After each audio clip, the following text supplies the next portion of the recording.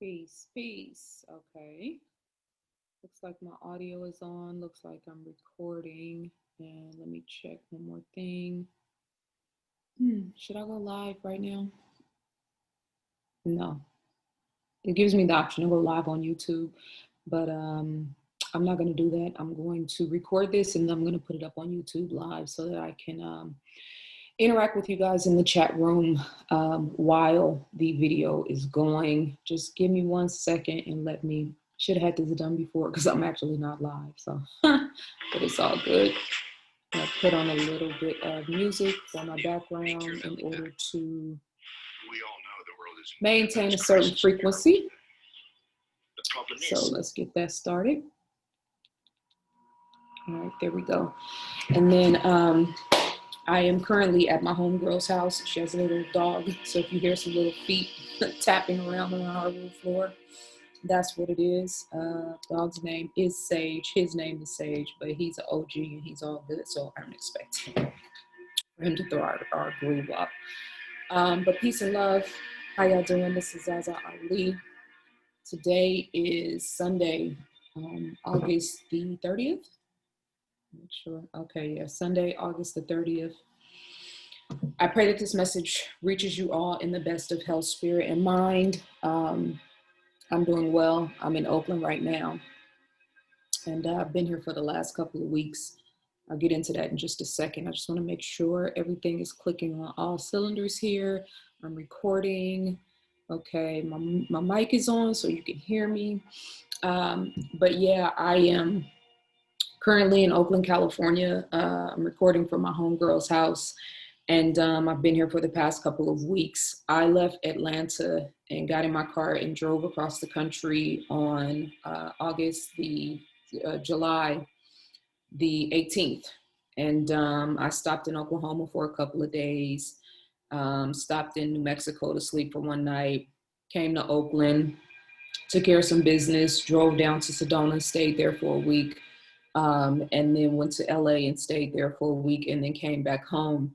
And yes, I drove in the middle of a global pandemic and have moved around this country with no problem and have sparingly worn a mask when it was required. And the places that I went where it wasn't required, I did not wear a mask. I have not been afraid in any capacity of moving around. I have not been worried about getting sick, and I have not gotten sick. I've been out and about now for, what's today, the 30th, so going on about 45 days. And not once have I been concerned or worried about getting sick, and not once have I gotten sick. Every city that I've been in, my primary goal was to find the local juice bar. And I had my shot of ginger every morning along with a juice concoction or a smoothie, depending on, what I was feeling.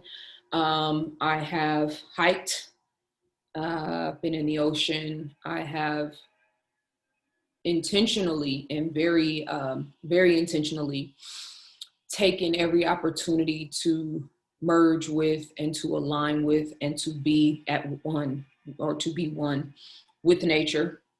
And I have not yet once gotten sick. Not only have I not gotten sick, but those instances where I wasn't wearing a mask, I always wear them. If it's mandatory in the store, I don't have a problem with wearing it. I don't put it over my nose so I can still breathe, because breath is life, which is part of the reason why what's happening is happening, but we'll get into that in a minute. But I have not had one interaction or altercation with one person, whether I was in a business without a mask because it wasn't mandatory, and some random stranger. I have been in the midst of police officers in Sedona, as well as in Los Angeles and a couple of other places outside, who said absolutely nothing to me about wearing a mask. And I'm going to get into that part in a few minutes. And specifically, part 3 is going to be called Science as a Weapon, Merging Man and Machine. I initially was going to do part 3 as part 1, drop the science first, right? To talk about I know what everybody wants to talk about. which is what's happening. Obviously the vaccination situation. Is this a hoax? Are they lying? Is it real? Initially, my plan was to do that video first, but because I know that most people are operating from a fear-based consciousness, and because I do stay in tune with what's happening with the energy and the mindset of the people, I know that most people do not have the mental and emotional bandwidth to really digest what's going on. So that's one of the reasons why I haven't been putting out any content, because I don't want to be a part of the machine. And the machine is not just the powers that be. The machine is also a lot of people who are at the forefront of the consciousness movement. And I'm not just talking about Black consciousness, but, obviously specifically Black consciousness. Doctors, nurses, most of what we're seeing on social media, obviously everything on the news, which is the number one mechanism for mass programming. And I cannot underscore this enough. Whatever you see the news focusing its attention on, and I'm not just talking about MSNBC and CNN and the more liberal, stations. I'm talking about all of them. They are all serving a bigger agenda, and it's all about programming. So we'll get into that a little bit today. And then part 2 is politics and celebrity games. Because number one, I have said so many times over the past, 7-8 years since I've been doing video content, radio content, interviews, etc., that Black people in particular have a very unhealthy worship-esque relationship with celebrity culture. And when I get into part 2, I'm going to talk about the demigods, or the gods beside God, and how most of your demigods, and when I say your, I'm talking specifically to a specific part of our culture, how your gods have failed you in this moment in time. You didn't fail them because you pay homage, because you financially pay into whatever it is that they are offering, because you focus and dedicate a lot of time and energy and attention into that realm, so to speak, of consciousness when it comes to entertainment, and will die kicking and screaming in order to defend celebrities, but at the same time have no respect and pay no homage, or focus no energy and intention into the people that have actually paved the way in order to wake you up and expand your consciousness during this moment in time, which is what this is all about. So demigods, setting up a God besides God. And what you are receiving now in this pivotal moment in time, there's nothing that we can compare to the annals of history, all history. We can go back to the ancient indigenous cultures. We can go back to, Kemet. We can go back to Songhai and Mali. We can go back to Europe in its heyday, which of course Africans went through and civilized. We can go back and look at the ancient and indigenous Peruvian and American societies, the Olmecs, the Grimaldis in Europe, right? All of these ancient customs, ancient histories, ancient texts, right? There is nothing that is equivalent to what is happening in this moment in time. A great and dreadful day. You know what I'm saying? Great if you are focusing on being in alignment with the creator, with the consciousness of the higher self, so to speak. Dreadful if you are not cognizant of who you are and moving from a heart-based frequency and a heart-based space in order to manifest your highest and best self. So I'm going to paint a little picture today. I put some slides together because I don't want to, I want to make sure that I say everything that's on my heart. I've been taking notes for weeks now on things that I want to say. I've been observing. I've been very quiet because number one, we live in a time where everybody has something to say. And sometimes because we have access to people, we just get online and start talking and kind of flying off with emotions or with words or with information. And I think for me personally, especially with what I've been through in the social media realm, as well as my life, just being an avid student, being a researcher, and particularly when it comes to, you know, vaccinations, when it comes to, you know, disease, biological weapons, and everything that's kind of becoming in vogue now, I don't play with that stuff. So I'm not going to ever come in front of you after, you know, quarantine has been happening for a month and I don't really have all the facts to tell you this is what's happening, this is what's not happening. So for me personally, sometimes it's very important to just be quiet and to be still. And because I am really in a space of spiritually reflecting and spiritually viewing everything that's happening, because I know that's the requirement of this day and time, that's what I've been doing. So when I title this, "The Gods Are at War," right? What are you talking about, ZaZa? The gods are at war. When I wrote The Scientific Intervention in Our Affairs, I released that book in 2015. It is now more than 5 years old. Next year in May, I believe it will be 6 years old.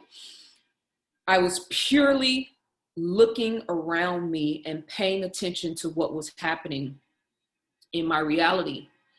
And the question that I want to ask you guys, and I'm going to get to this in just a few seconds, when we talk about consciousness, is have you really been paying attention to what's been going on around you? And the argument, well, I didn't really know, is no longer sufficient because number one, we have endless technology at our fingertips. But number two, you know, they say when the student is ready, the teacher will appear. You have to actively, consciously, internally be thinking about attracting or thinking about seeking answers to what's happening in your personal life, what's happening with your family, what's happening with your children, seeking guidance, seeking clarity, seeking input, seeking intervention from God, the creator, the universe, the ancestors, whatever your preferred methodology or language is. I'm comfortable with it all. And I bear witness that there is truth in all different religions and scopes of consciousness. And then I bear witness that there is falsehood in all of them as well. You know what I mean? So we take the best and we leave the rest. Using ignorant as an excuse in this day and time is no longer going to cut it. Right now, we are in a space where everybody, 100% of the world's population, and particularly America, which is under divine judgment right now, and I'll get to that in just a minute. Excuse me. I'm writing notes because sometimes when I say things, things come up in my mind, so I kind of jot notes down so I don't forget anything.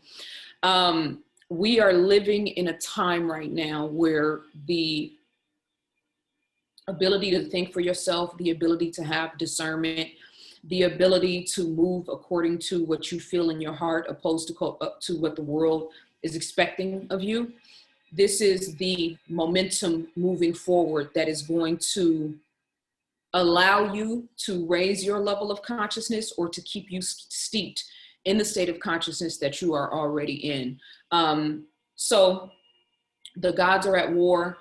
When I talk about spiritual warfare, I put together some slides. I'm gonna try to keep it at around an hour. Let's see how many hours, how long have I talked already? I don't even know. Well, I started, let me not worry about time, as I tell my clients, don't be a slave. Don't be a slave to time, ZaZa. But I'm not gonna talk very long. So part one, dealing in spiritual warfare, and this concept of the heart, the electromagnetic system of us as frequency-based beings, and also our planet being a frequency-based planet, our universe being a frequency-based universe. And then part two, politics and celebrity games. We're going to talk about the whole voting situation right now. If I hear one more Black celebrity, Black commentator, Black, white, or otherwise, but specifically Black, because our level of accountability and responsibility is very high right now, much higher than white people, mind you. If I hear one more celebrity, political commentator, random person texting in all caps on my YouTube channel or sending me emails about if we don't vote, it's our fault, you are so out of touch with what's really happening. You're so out of touch with how the political infrastructure actually works in America.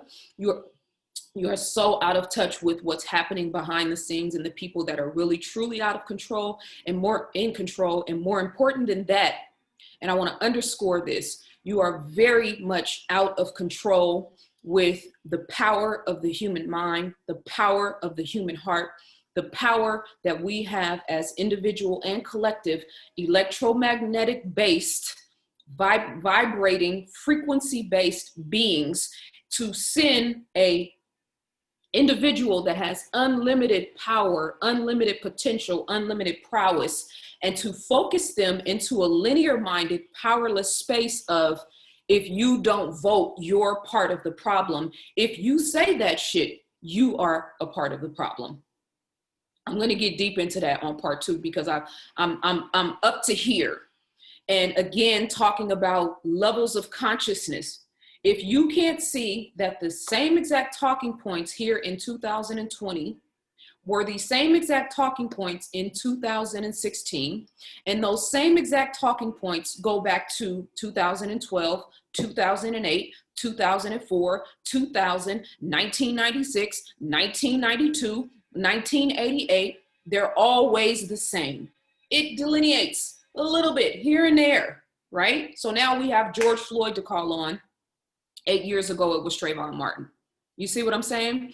So I'm going to get into all of that in politics. So save your soliloquy on why politics is important and no, ZaZa, you're wrong and you're misleading people. Save the soliloquies until I give my full-fledged perspective on this in part 2, when I'm going to talk about politics, as well as politics and celebrity games, or the demigods, right? Because we devote a whole lot of time and attention, particularly Black people in America, to celebrity culture, but that energy and that focus and that intention is not reciprocal. And we can see that now more than ever when since the beginning of this year, but specifically since Corona hit, how many of those demigods, and you can decide who they are for yourself, have left you 100% high and dry while you've been waking up every morning trying to figure out the best way to get up and move out in a world where you can't even move anymore. You understand what I'm saying? So I'll get into that in part 2. And then part 3, science as a weapon. Listen, when I wrote Black Matters, Volume 1, The Scientific Intervention in Our Affairs, I wrote the book. I was researching, I was traveling, I was doing radio, but I was focusing on getting, this book done. And when I actually read it after I finished it, I was very surprised how heavy the information was, because in anybody who does research, for a living, or has written a book before, or has, gone and done research on a specific subject, when you're in it, you're not really stepping outside of it and looking at it the way that other people will look at it. You just, what I mean? You're going with the flow. You finding information. Oh, that makes sense. You're connecting dots here and there, right? When I read the book, I was shocked at how heavy it was. I was shocked at how much information was in it. And I see why people would come to me and say, are you afraid that you're exposing this information because the government could do this, the government? No, I'm not afraid. I'm actually fascinated that there are people in power, scientific minds, political minds, etc., that have actually sat back, and instead of using the resources of this planet in order to fix the problems of the planet, you're using the resources of this planet to destroy it and to try to destroy humanity with it. You know what I mean? I'll get into that in part 3, but I wanted to start out with this spiritual conversation because I need to, in my own personal way, pump some love, pump some hope, pump some faith, pump some divine goddess energy, which is lacking in a major way, much love to my brothers, but with all due respect, this age of Aquarius now is about balancing masculine and feminine energy. So it's not necessarily about women being at the forefront or women being the main progenitors of information or women being the main teachers. It's about balancing masculine and feminine energy. So number one, if you are a man with a, you know, large platform, or if you teach, or if you write, or if you rap, or if you have, you know, a foothold in any sort of industry, as well as all of our men, the primary focus for our men, all men right now, is going to be to move out of a linear minded perspective and into the fullness of who you are as a man, which is a balance, should be a balance of masculine and feminine energy. I'm not talking about gender. I'm not talking any, you know, this is not about sexual orientation. This is about the mind and the heart cohesion, balance of masculine and feminine energy. But the same goes true for our women. And particularly because the woman is naturally going to come from a more feminine based perspective, which is exceedingly lacking in this day and time. This is why I say is going to be extremely important for not any woman, not all women, but a certain type of woman to express that divine goddess energy that is balanced, or that is working to be balanced, as am I, and to help balance this whole equation out. So when we talk about science as a weapon, one of the things, and I talked about this in the scientific intervention in our affairs, we actually have scientists that are manipulating medicines and our natural resources, and are very well aware that they are changing the DNA and the genetic makeup of human beings, specifically, you know, men. And I talked about this in the book, where we now have men that are developing, you know, both genitalia, female genitalia, male genitalia. I don't want to get too much into that, because my goal is to stay on point in my messages. That's why I have slides, so I can keep myself on point. But I also talked about it in the scientific intervention in our affairs. So for you guys that are interested in actually supporting me, because I do run a business and I don't do YouTube for free, you know what I'm saying? I bring these messages out to talk to you guys, but I'm a writer. I'm not a YouTuber. I'm not a vlogger. I'm not a influencer. I'm not a social media influencer. I'm a writer. I use YouTube, I use social media, and I use these different mediums in order to do my part, play my part, in order to promote my business. But I just want to make it clear that I am a writer, you know what I mean? So if you're interested in getting more about that, that's in the book. I've also written 3 workbooks. I've written 5 books altogether. The Science of Sex, The Science of Self, Mind, and Change Your Mind from Lack to Abundance. And I wrote these workbooks right before, you know, what happened with Corona, quarantine, and all of that stuff. So the universe has blessed me, and the ancestors have blessed me with vision and foresight to kind of being on time as far as my writing, as far as the messages that I have conveyed. So part 2 and part 3, I'm gonna do the same thing again. I'm gonna record the messages so that I can interact with you guys live in the chat room, and also hold the chat room down. So let me bring up my screen real quick.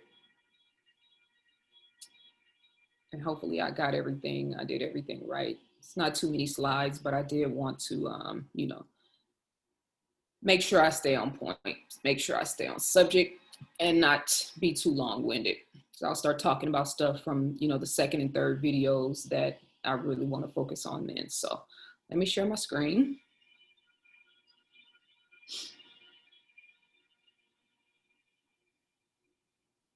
Okay, so I'm up here in the corner. All right, cool. Am I still recording? Okay, I'm screen sharing. Let me make sure I'm still recording. Okay, I'm recording. My screen is up. I can see me. All right, here we go. So the gods are at war, part 1 of 3, spiritual warfare. And this is my website, ZaZaAli.com, for anyone who is interested in supporting, purchasing my books, my workbooks, etc. Let me. Okay, here we go. All right, so yesterday we were all notified of the tragic passing of Brother Chadwick Boseman, our T'Challa.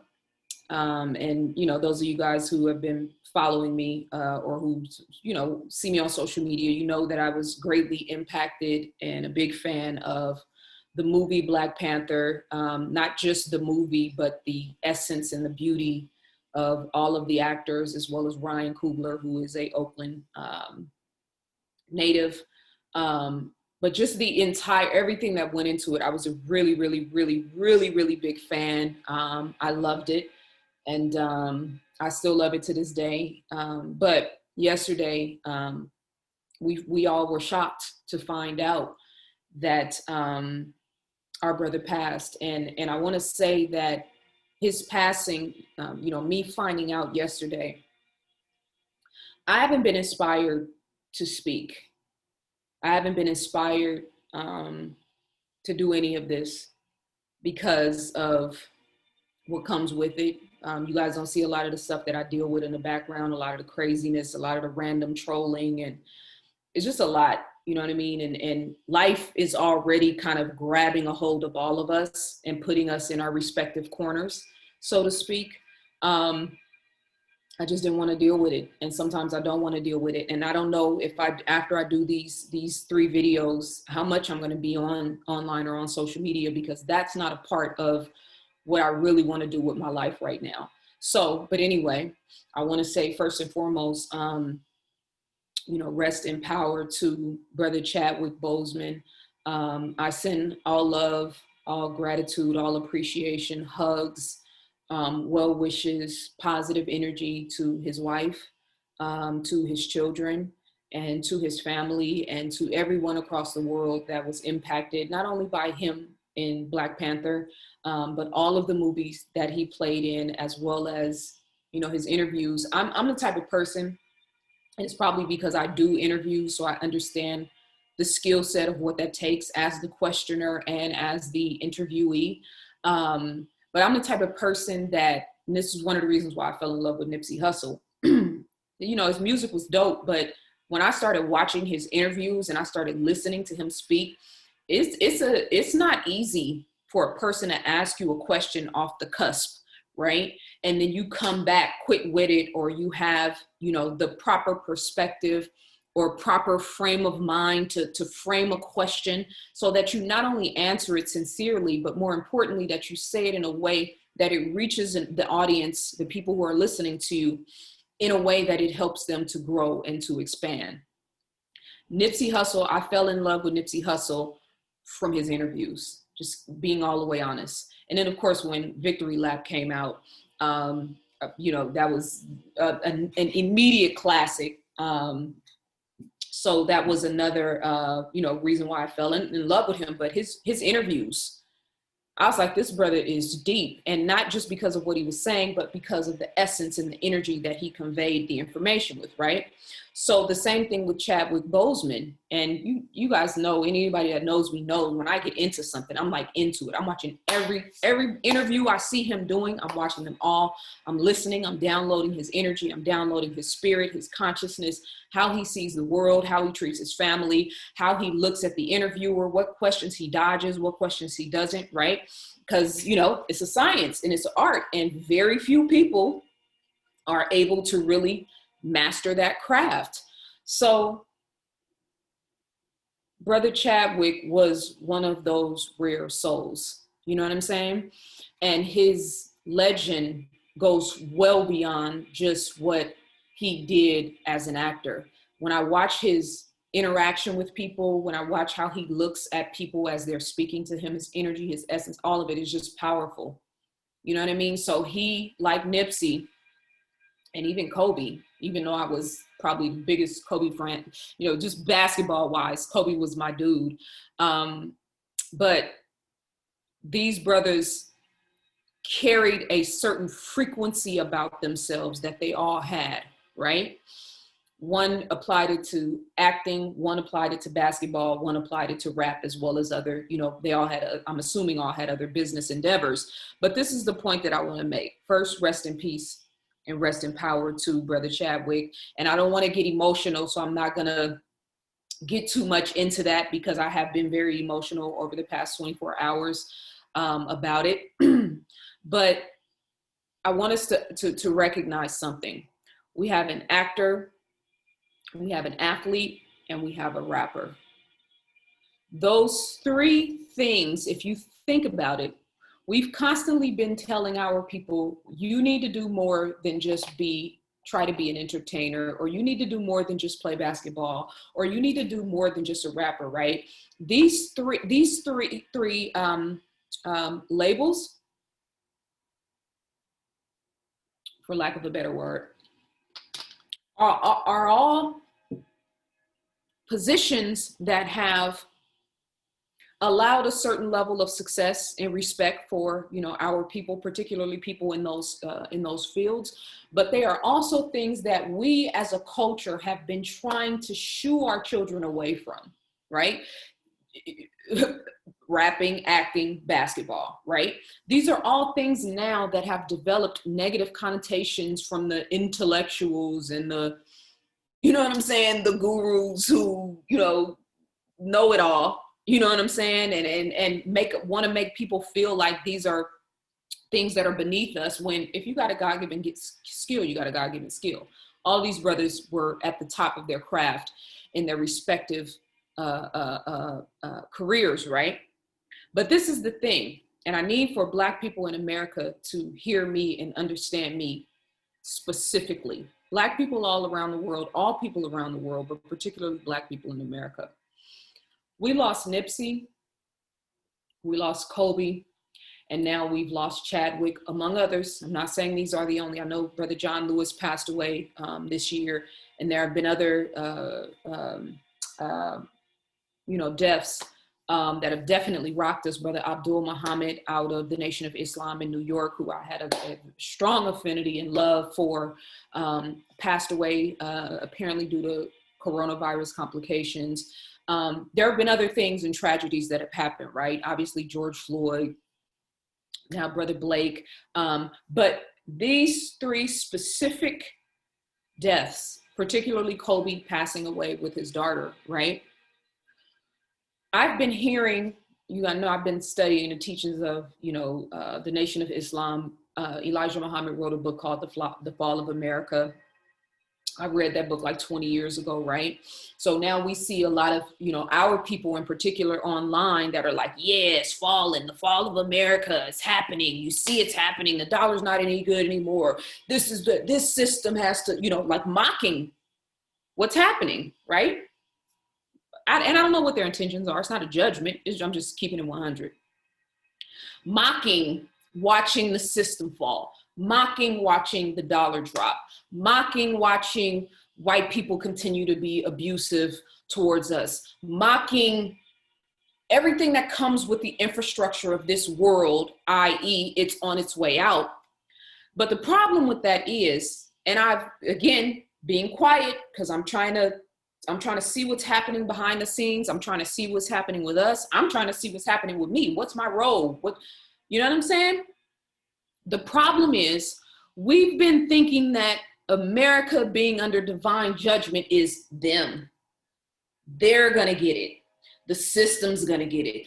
The white man's going to get it. Capitalism's going to get it. Corporate America's going to get it. The banking system's going to get it, right? When in actuality, we are all under divine judgment. And just a simple question to ask, right? To broaden the scope of the conversation. You guys know I'm a student of history. I've been adamant about that. That's one of my longer term goals, is to actually write a textbook, but do it from an ancient indigenous civilization perspective. I love history. I always have. One of the things that always perplexed me, and I'm going to put this in context to what we're talking about right now, is how did we, and I actually wrote this in my notes. Let me see if I can find it, because when I wrote it, it was clear and concise.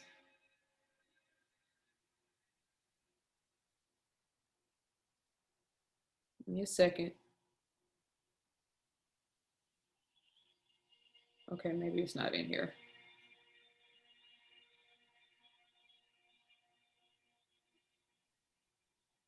Okay,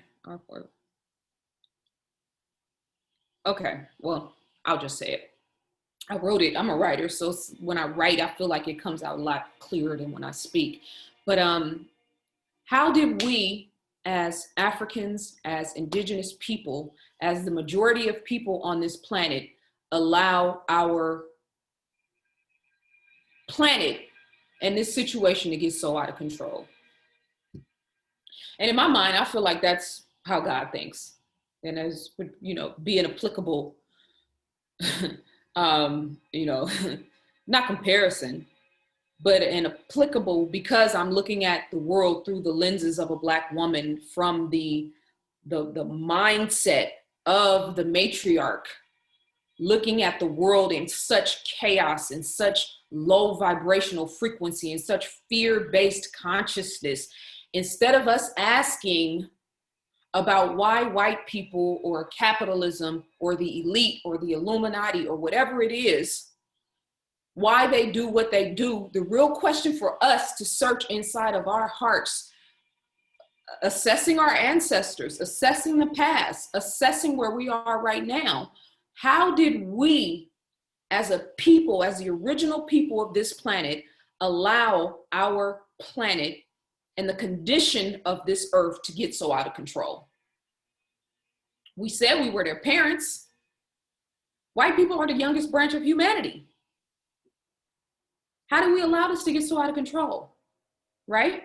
So in bringing this back and looking at these images of these three very beautiful brothers who hold a very special place in my heart, all for different reasons, none greater than the other.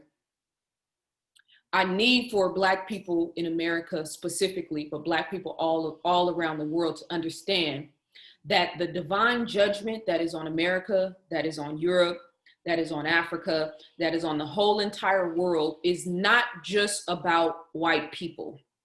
We are all under a version of divine judgment individually and as a collective.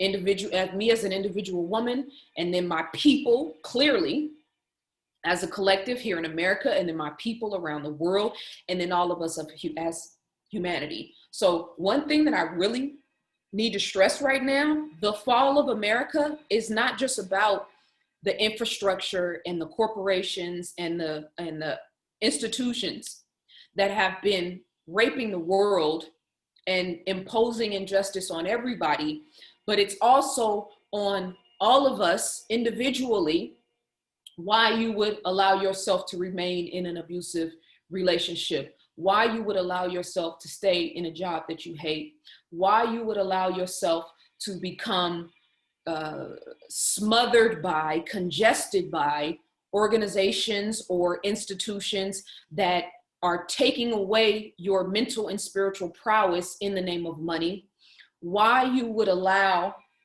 walking around in fear-based consciousness when you are literally a walking, talking, breathing, loving entity that was created by the Creator, why we don't take care of our planet, why we move out with such carelessness with our mouths and with the things that we type and the way that we act. The things that people said about Chadwick Boseman, not just the media takeouts and the shade rooms of the world, but all of the people who joined in on it.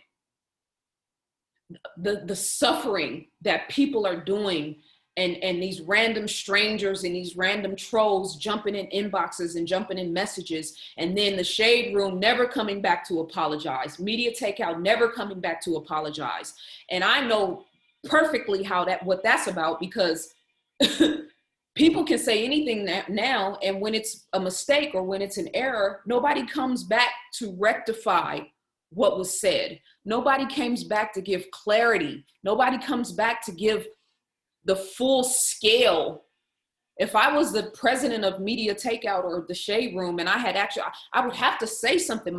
It would be gut wrenching to me that I actually was a part of dragging this man's legacy because of the way that he looked, not even knowing that he was suffering like that from a deadly disease, right? So Black America, melanated people all over the world, African and indigenous people, all of us, we are all under divine judgment. This is not just about America, the great falling, the Trumps of the world, racism, white supremacy, because we have to ask ourselves, how did we even get to a point where the term racism, white supremacy was an actuality? You understand what I'm saying? And how do we tap into the mindset of our ancestors that didn't experience that in order to get to the next level? This is spiritual warfare. Just because you Black don't mean you gonna make it.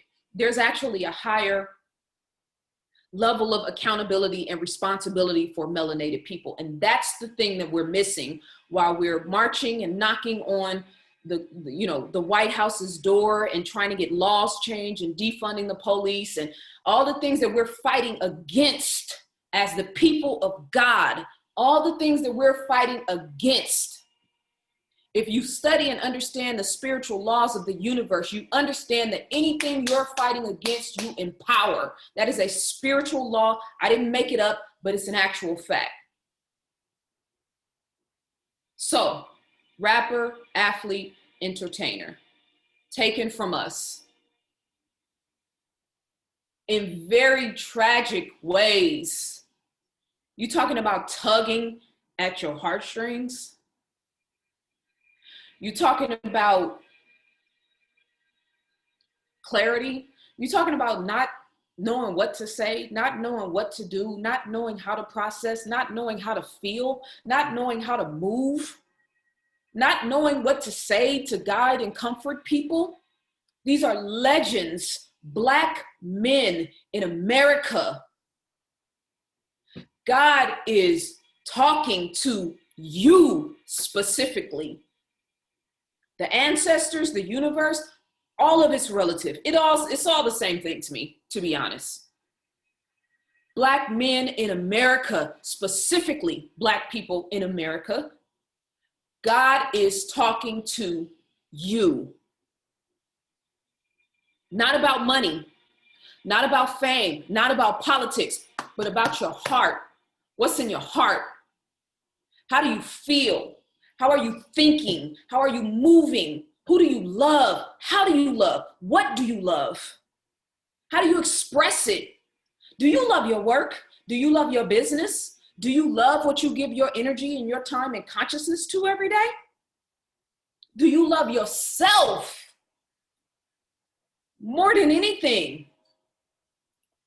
Do you love yourself? Do you even know what that means? Because Black men, you have been leading the world as far as our culture is concerned in savagery and madness. Not all Black men. Please do not take what I'm saying left. I'm about to give it context. Not all Black men, not even most Black men, but you have been used through the system of racism, white supremacy, through our music. You have been used to sell the world the image and the lie that Black men are not godlike, that Black men can function and be successful under the guise of money, hoes, and clothes, under the guise of materialism, under the guise of rocking a Versace belt, and you know what I'm saying? Under the guise of everything except what matters more than anything. So here we have 3 Black men that embody that. Kobe with his daughter. I mean, just to see a brother represent and honor the fact that he is a father of girls. You talk about tugging at the heartstrings. Now it's trending, hashtag girl dad. You don't see the shift in the consciousness?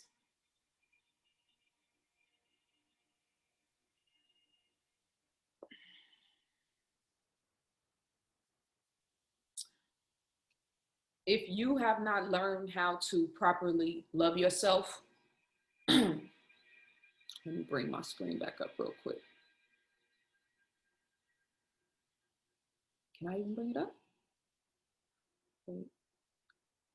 If you have not properly learned how, I don't know, I can't see my, okay, here we go, hold on. Okay, I wanted to bring myself up. Let's see. Okay, there we go. So you guys can see me. This is about self-love. This is about, and when I say this, I'm talking about 2020. Before 2020, but specifically 2020. This is about self-love, and this is about going within. This is about being internally aware. This is about monitoring how you're thinking and feeling. This is about aspiring to your highest and best self, opposed to making a certain amount of money or buying a certain type of tennis shoes. This is about frequency. This is about consciousness. This is about energy. This is about mindset, and this is about love. So when I say we are all under divine judgment, the question for all of us to impose upon ourselves is, do I love me? Not for what I have, not for what people know me for, not for what fame I have, not for how much money I have. Do I love myself? Because if you love yourself, then that self-love should be reflected in your marriage. That self-love should be reflected in your friendships. That self-love should be reflected in your work. It should be reflected in the type of job you take on. It should be reflected in where you live. Are you operating from a space of love or a space of fear? Share my screen again so we can get back on topic. Well, I'm on topic, but you know what I'm saying. What is consciousness? To you, what is consciousness? Because out of all the things that I hear everybody talking about, and I do listen. I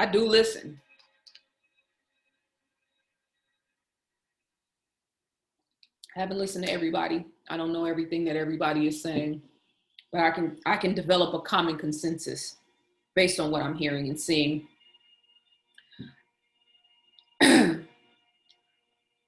I'm wondering if we understand that if 100, let's say 3 million people around the world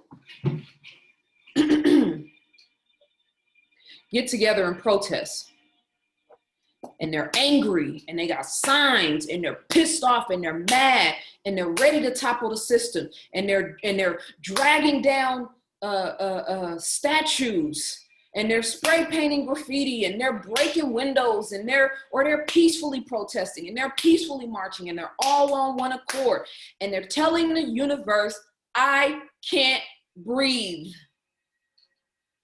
or Black Lives Matter. Let's think about that term.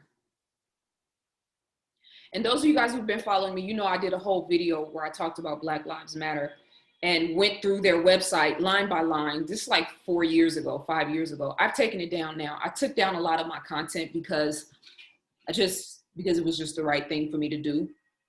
But I did a whole video about Black Lives Matter and about consciousness, right? If I come to you, whoever you are, Ricky, Ronnie, Bobby, Joe, Glenda, and I say, hey, I matter. Hey, John, I just want you to know I matter. John, I matter. John, I matter. John, I matter. John, I matter. John, I matter. Does the energy and the resonance behind me telling John how much I matter match me actually believing that I actually matter? Are we trying to convince the world that we actually matter? What would God say if he or she or it were sitting next to me right now and I said, hey, God, I matter? How would the Creator take that? He or she or it or they, Elohim, whatever you want to call it, that fashioned and shaped this miraculous body that has 1 trillion cells, that has hundreds of millions, if not hundreds of billions of active atoms and protons and electrons and this very strategic and complicated system of my brain and my organs and my lungs and my hands and my fingers and my mind and my eyes and my free will and my ability to think and discern things and my ability to touch things and grab things and build things and create things and my ability to have free will and to talk and to do as I please. What would God say to me if I said, hey, I matter? We so busy talking to the white man that we forgot how to talk to God. And I'm not taking anything away. Let me be clear. I haven't spoken in a while. So don't take everything I'm saying and take little sound bites and go start making videos and shit. ZaZa Ali said black people don't matter. Please. This is a serious, serious, serious time that we're living in. And I really wish more people would take this a little bit more serious. It's really astounding to me how I see us still playing the same rodeo game. And that doesn't mean you can't enjoy your life. I got in my car and drove across the country. I needed a new experience. I wanted to have fun. That's not what I'm saying.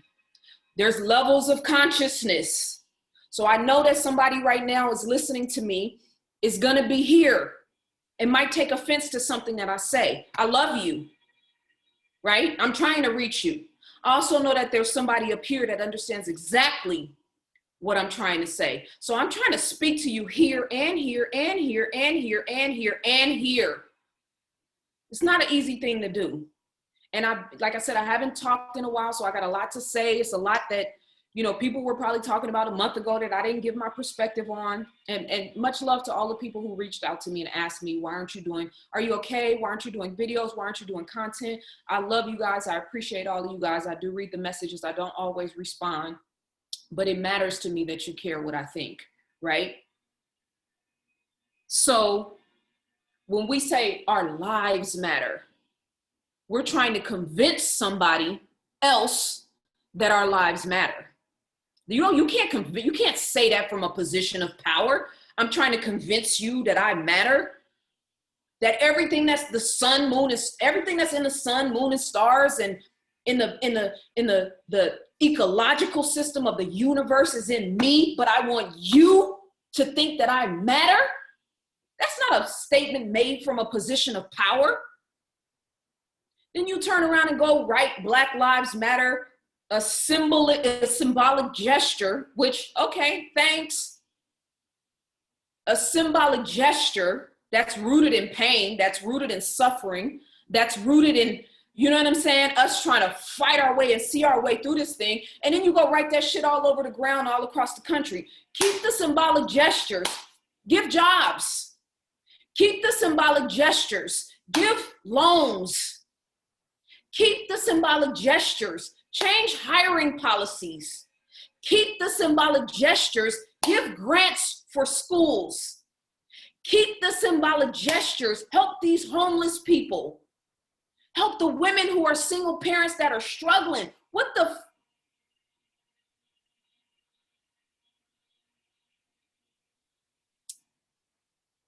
bring it down. I don't mean to be disrespectful or to somehow minimize. And I say this, listen, I have people in my life, family members, friends that I'm very close to, that we have not had this particular conversation, because I wanted to speak straight from the heart. And I also wanted to take into everybody else's, you know, the people around me, perspectives and opinions. I have people that love me dearly, that's gonna feel some type of way about some of the stuff I'm saying. And no matter what, if we agree or disagree, they still my people. And I love them more than anything, than the merit of this, you know what I'm saying? This conversation and the little tidbits that we may disagree on. It's not that serious for me. But I do have a broader question for the collective consciousness, because your words and your actions and your energy are activating shit in the universe that is coming back on us right now. For instance, I can't breathe, right? And I have a video, somebody put this up on Instagram. I saved it and I downloaded it, and I'm gonna play it in part 2, Politics and Celebrity Games. It's like a 4.5-minute video of rappers calling out Trump's name. Whether it's, I want to be at the Trump Towers, or, I want to be rich like Donald Trump, whatever, over the past, probably, I think it was 20 years, if I remember correctly. So all this time, our rappers, hip hop guys, whatever you want to call them, have been calling on this dude's name consistently for 20 years. And now here he is in office. I mean, are we spellbound or what? Right? And I want to be clear, there's a physical and a spiritual counterpart to everything that I'm talking about, even the Black Lives Matter situation, right? You can say, okay, ZaZa, well, we needed a collective chant in order to bring us all together that we could all resonate. That's a physical movement. That's a physical acceptance. That's a physical action, right? Black Lives Matter, painting it, chanting it, painting it on the ground, right? That's a physical action for people to come united under an umbrella, right? That's the physical part. Spiritually, what are we saying? God will never have to tell you you matter, because he put it all in you. It's all in you. You are matter. A spiritual being having a physical experience, right? So I can't breathe. It's on t-shirts. It's on posters. It's in the media. It's on social media. It's everywhere, right? You got people laying out. There was a mass, I think it was like 800 or 1,000 people laying out on some bridge somewhere in America. All these people laying down chanting, I can't breathe, right? For like a minute or 2 minutes or whatever. A seance. Now, I'm in Oakland, California, and this state is on fire. The wild aspects, the mountainous regions are on fire. And literally for the past week, I have not been able to breathe outside. Go outside, all you smell is smoke. The weather forecast says smoke on it. You know, you go on your phone and you check the weather, it just says smoke, and then you see smoke in the background.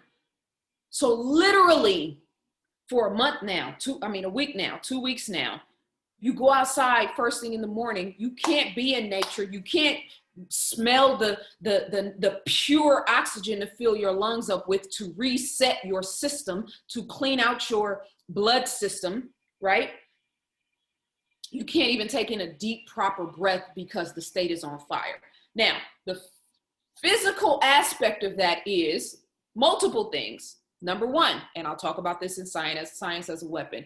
Chemtrails are a flame retardant. They have multiple nanoparticles, barium, strontium, aluminum, polymer fibers, and several other things that make them a flame retardant, meaning it makes everything more susceptible to fires. I've talked about this before. People came after me and said, whatever. That's not my point. So you got that aspect, the physical aspect, right? You can say, oh, there's global warming. We're not getting enough rain. That's an adequate argument on a physical level, right? And, global warming connected back to chemtrails, lack of rain connected back to chemtrails, geoengineering. Please don't talk to me about global warming if you're not if you are not ready to talk about geoengineering, HAARP, and chemtrails. It is a waste of time with me. Because I know for a fact that they are manipulating our weather, that they are manipulating the upper atmosphere of our planet, that they are blocking our sun back into the universe, and that they're causing global dimming. We are not getting enough sun, and everything in our ecological system is no longer operating the way that it naturally would. So if you want to talk to me about global warming, let's have a real conversation about global warming. But in the meantime, the physical aspect, right? What is the spiritual jewel or nugget or relative conversation to be had about a collective consciousness across the planet from a place of anger and pain and desperation and fear? What are we calling on when we say, I can't breathe? What are we setting in motion when we say, I can't breathe? What are we setting in motion when we chant Black Lives Matter, but at the same time, in the back of our minds, we feel like we're never gonna be free? The energy resonance is what's being calculated. How you feel about this situation is what the universe is tallying. So if you're saying Black Lives Matter, but you're afraid of the next man getting killed, what message are you conveying to the universe? If you tell your 15 or 16 or 17 or 18-year-old or 25-year-old son or cousin or nephew, and you place in them fear-based consciousness so that when they interact with police officers, they're on guard. They are afraid that they could potentially lose their life. Every time I hear a Black man say, you know, I know any interaction with the police could potentially end up losing my life. Well, yeah, you just wrote prophecy when you say that. When we talk to our sons about, we got to start talking to our children from a position of power. How would you talk to God? How does God feel about you being a Black man in Oakland, California, or in Compton, or in Houston, or in Dallas, or in Chicago? When did we stop believing in God as a people? Is God worried about you getting in your car and pulling off and some white cop being behind you and you not being able to navigate that situation and walk away untouched? Or is God telling you, be careful, be wary? There's police all around you. Make sure you don't talk too loud. Make sure you look him in his eyes. Make sure, and I'm not talking about the logistics of that aren't important in real time. That's the physical aspect of this. You are a spiritual being. I'm asking you as a soul, talking to you. There's another level that if we don't go to in this day and time, we're gonna be stuck. So what is consciousness? Can you really be conscious? If this has been happening over your head for the last 30 years and you never saw it, could you really be conscious? If this is happening over your head every day, every other day, once a month, and you don't see it, you talk about the blind leading the blind. This is Clearwater, Florida.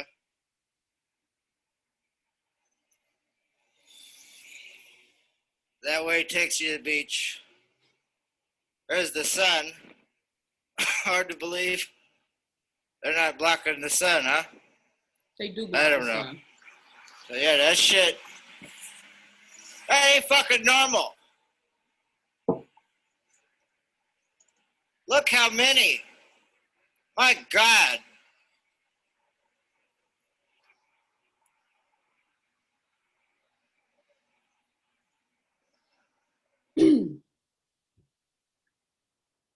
So if they've been spraying our skies over the course of, I'm just going to use the 30-year time frame. I know for a fact it's been happening before that, but 30 years is a good measuring stick for, you know, people that are in the, 20-year range, 30-year range, 40-year range. You know what I'm saying? Like, if you're 20, this is been happening all of your life. How could you not see it, right?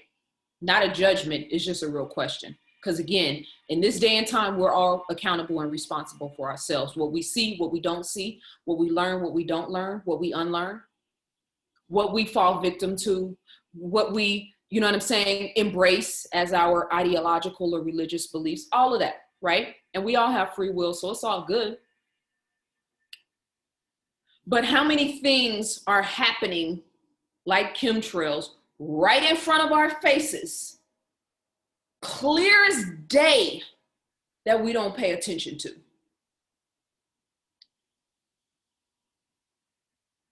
What is consciousness? There's a price to pay for not taking care of the earth. There's a price to pay. Let me bring myself back up because I need to say this, and I need to really say this.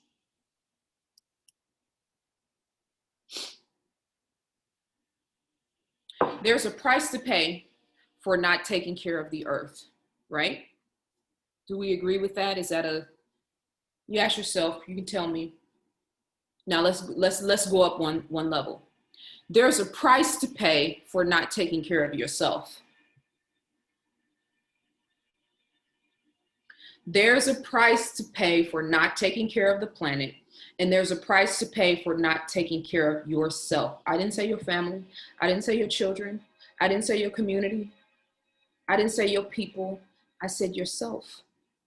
So now, 2016, I traveled across the country, and I'm gonna show you some of my exact slides, my exact presentations that I was doing in 2016, where I talked about mass bird die-offs, mass whales being beached found dead, mass shrimp deaths, mass every possible antelope, right? Mass animal deaths, bees becoming an issue, right? The ecological system of our planet, salmon becoming less and less available to us. So now genetically modified salmon is available. A lot of us are buying in the stores and don't even realize it. You don't know what the difference is between a wild salmon and a farmed salmon, what the makeup is of salmon that are actually being nurtured in a farm-based ecological system versus in the ocean. Why aren't salmon actually being able to grow in their natural habitat anymore? Because of the prescription pills that are in our water, because of all of the floating plastics island that's being shuffled around the Pacific Ocean, right?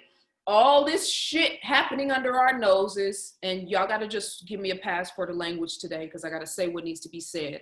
I also want to say, I didn't really plan on talking too much about the science in this video, but if they take my videos down, I'm not so much worried about this one, but if they take the science as a weapon video down, or any of them for that matter, I have my own website. So I'll be able to put everything up on my website. You just got to go to my website to see it. But I'm not worried about YouTube censoring, and I hope you can watch it on YouTube.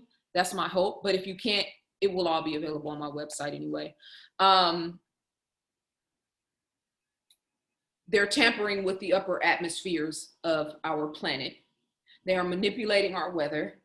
They have told you that they have the technology to create hurricanes. They have told you that they have the technology that can have an impact on earthquakes. You know what I mean? And I'll get into all of that in the next video, or in the last video, the science, right? They have told you that the goal is to morph man and machine. We think these people are playing. We think these people are playing. This shit is not a game. So with all due respect for my beloved brothers and sisters who are taking up arms right now and who are talking about the importance of guns, which I wholeheartedly support you in those endeavors. If some random psychopath enters your home, or you have a altercation with somebody somewhere where you have to defend yourself, I'm not speaking out against guns. I'm not speaking out against protecting yourself. What I'm saying is, when it comes to science being used as a weapon, when it comes to artificial intelligence, when it comes to manipulating the human brain and the frequencies of the physical body, when it comes to manipulating the RNA and the genetic system of the human being, those people will not be reached with a gun. A gun ain't gonna do shit for a Rockefeller. A gun won't do shit against the people that are sitting at the top of the pyramid. So as long as we have that understanding, we could keep proceeding forward. But let's be clear, the white boys in the background that are talking shit and chewing gum and spitting out, you know what I'm saying? What do you call that stuff? You know what it is, the cigar stuff, whatever it's called. Big Chew, we used to be on the bottom. Those white boys that we're all so concerned about, you know what I'm saying? And we see the militias online talking shit. They're at the bottom of the pyramid when it comes to the structure of power in the world. They're here. They're a frequency. So if you're on this frequency, you can fight with them. If you're on this frequency, you can probably defeat them. You understand what I'm saying? But that pyramid goes up. When you start getting to those mid-levels and those higher tiers of power, the only way to win that game is spiritually. Here and here, mentally and spiritually. I don't need y'all to send this video to anybody and say, oh, she's talking about we shouldn't be arming ourselves. That is not what I said. And if you do that, you are an agent of chaos, and quite possibly you could be a devil. You understand what I'm saying? And when I say devil, I mean devilish behavior trying to distract the importance and the significance of what I'm really trying to say, which is your mind and your heart has to be ready for whatever. Because there are tiers of power. And when the higher we go up the ladder, the more it takes that internal God self in order to be able to fight that type of war. It's not going to take a gun. I'm not telling you not to get a gun. I'm saying the people who know. The people who don't know, hopefully, you know what I'm saying, you'll at least receive what I'm saying, not in a negative connotation. Because the whole purpose of me doing this video is to get us to think outside the box, to maybe say some things that haven't been said, particularly from a feminine perspective, and also to get us out of this fear-based consciousness. Everything that I say, whether you agree with me or whether you don't, my primary objective right now is to move us out of a fear-based consciousness and into a space of love, so that we can have all of the universe and all of the powerful entities that we always talk about from a past perspective, or our ancestors knew something great. That's how they were able to build a pyramid. Well, shit, that's where I'm trying to be right now. I'm not worried about running into somebody or online or defending myself online with somebody that's telling me how important it is to use a mask. If it's that important for me to use a mask, then please explain to me how your immune system works. What is your pH level? What does that mean? So if I have an alkaline pH in my body, right? Does it matter if I wear a mask or not? Could I be susceptible to disease if my body is alkaline? Does coronavirus have a frequency? A measurable frequency, because you have a frequency, your hair has a frequency, your lungs have a frequency, your heart has a frequency, your kidneys have a frequency, your uterus has a frequency. Every aspect of your body, there's levels and layers, all kind of stuff happen on in the physical body that we totally neglect. You talk about judgment. You have everything that you need in you. You have everything that you need in you to be healthy and to be vibrant and to be sane. And yet you're letting outside entities and the world outside of you telling you what's best for you. The white man is the God of this world. Look at science. Look at math. Look at history. So if you aren't willing to take full 100% accountability, power, responsibility for yourself, if you can't stand, we talk about standing around a square, right? If you can't go see your doctor and your doctor tells you, well, if you don't get a vaccination, you will, or if your child doesn't get a vaccination, he or she most likely will, A, B, C, D, E, F, G, whatever, right? Or your doctor tells you, well, you got to get this vaccination or you can't have your job anymore. Or you got to get this vaccination, and if you don't, it will ruin your career in the medical industry, et cetera, et cetera, et cetera, et cetera. Now, the line has been drawn. And let me be clear about this, right? The human body is so resilient. I feel like even if you did have to get a vaccination, let's say you work, you know what I'm saying, and you got to do it for the sake of, your business or whatever. Even if you get the vaccine, you can still do full body detox, go back to the earth, you know what I'm saying, unplug, fast, all that stuff. You can reset yourself, but not if you don't believe you can. If you go into full-fledged panic or full-fledged everything they say is right and I can't depend on the planet anymore, you decide who your God is. And once you decide who your God is, whether it's your doctor, whether it's medicine, whether it's the vaccination, whether it's the fear, whether it's the police officers that are killing Black men, whether it's whatever you can think of, a Buddha statue, the crystals, whatever you decide your God is, and then you pray to and pay homage to that entity, that's who has the power. You empower whatever you pay attention to. You empower whatever you believe in. That's how powerful you are. You can actually create a God next to the real God, yourself. You being a God, a reflection of the Creator, a reflection of the highest and best aspects and entity that this universe has to offer, right? But you put all your power and belief into somebody next to you. So now you got a doctor telling you something that is 1000% contrary to everything that God has instilled in us through what we see in nature and our surroundings. Who's your God? So when I say the white man is God, I'm talking about the fact that these have, listen, when I'm outside, right, and I've been very nature prone, right? Everywhere I go, I just want to be in nature. I ain't trying to be where the people at. I ain't trying to be where, no, I don't want to turn up. I just want to go be next to God. You know what I'm saying? So take me to the beach, take me to the mountains, take me to the park so I can do some yoga. That's been my whole 100%, literally over the last 45 days.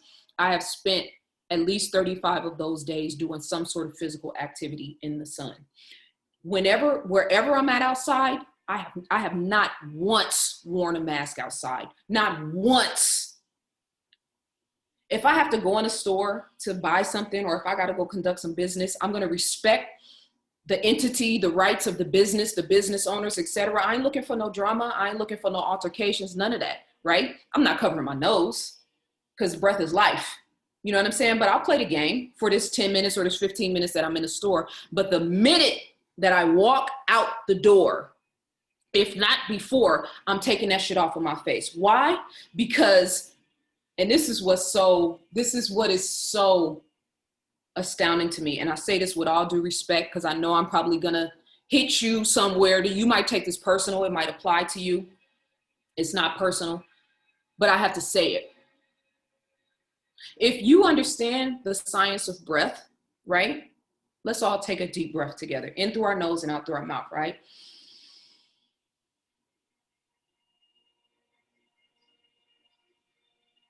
One more time.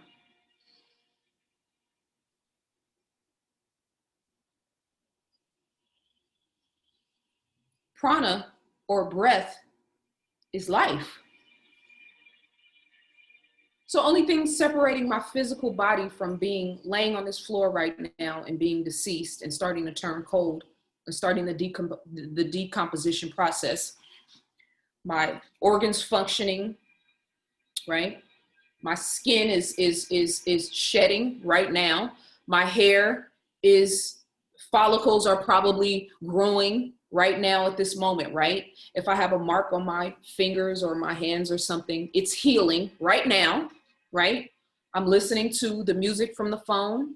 I'm looking at myself on camera with my eyes, right? I'm consciously in this moment, right? Because of my breath. Life force energy, prana, right?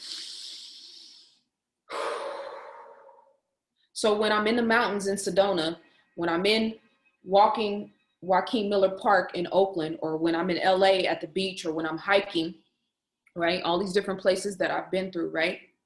I'm taking full, powerful deep breaths because I want to be one with nature, because I know that nature is our last line of defense. God is our last line of defense. And now we have the majority of people in this country and across the world creating a barrier and a buffer with the one thing that will protect us from all of this shit, your breath. So you see people outside running. You see people doing stairs. You see people climbing mountains. You see people outside with nobody within a 50-foot radius with a mile on. Who is your God? Who told you that that mask was more powerful and more important than the elements that make up everything that we know to be our last line of defense? So when I say the white man is your God, that's what, you know what I'm saying? It's a little play on words. I don't mean that literally, sort of, kind of, some certain instances it may apply. You know what I'm saying? But I'm kind of trying to be funny to kind of bring a little humor into this. But I need us to start thinking. If the trees are the main force of oxygen on this planet, which they are, right? And the trees are buffering and filtering out, just like the nostrils in your nose. You have nose hair to filter out dirt, dust, particles. So you should always breathe in through your nose and then breathe out through your mouth, so that those toxins and those particles that come in through that breath can seep out through your mouth. Also, when you breathe, you are cleaning your blood system. That's how you clean your blood, with your breathing. So if you breathe shallow, or you don't really breathe, you don't really focus on breathing, or you work in an environment where you're constantly breathing in pollutants and toxins and whatnot, then it's going to throw the whole ecological system of your body off, because your blood is dirty.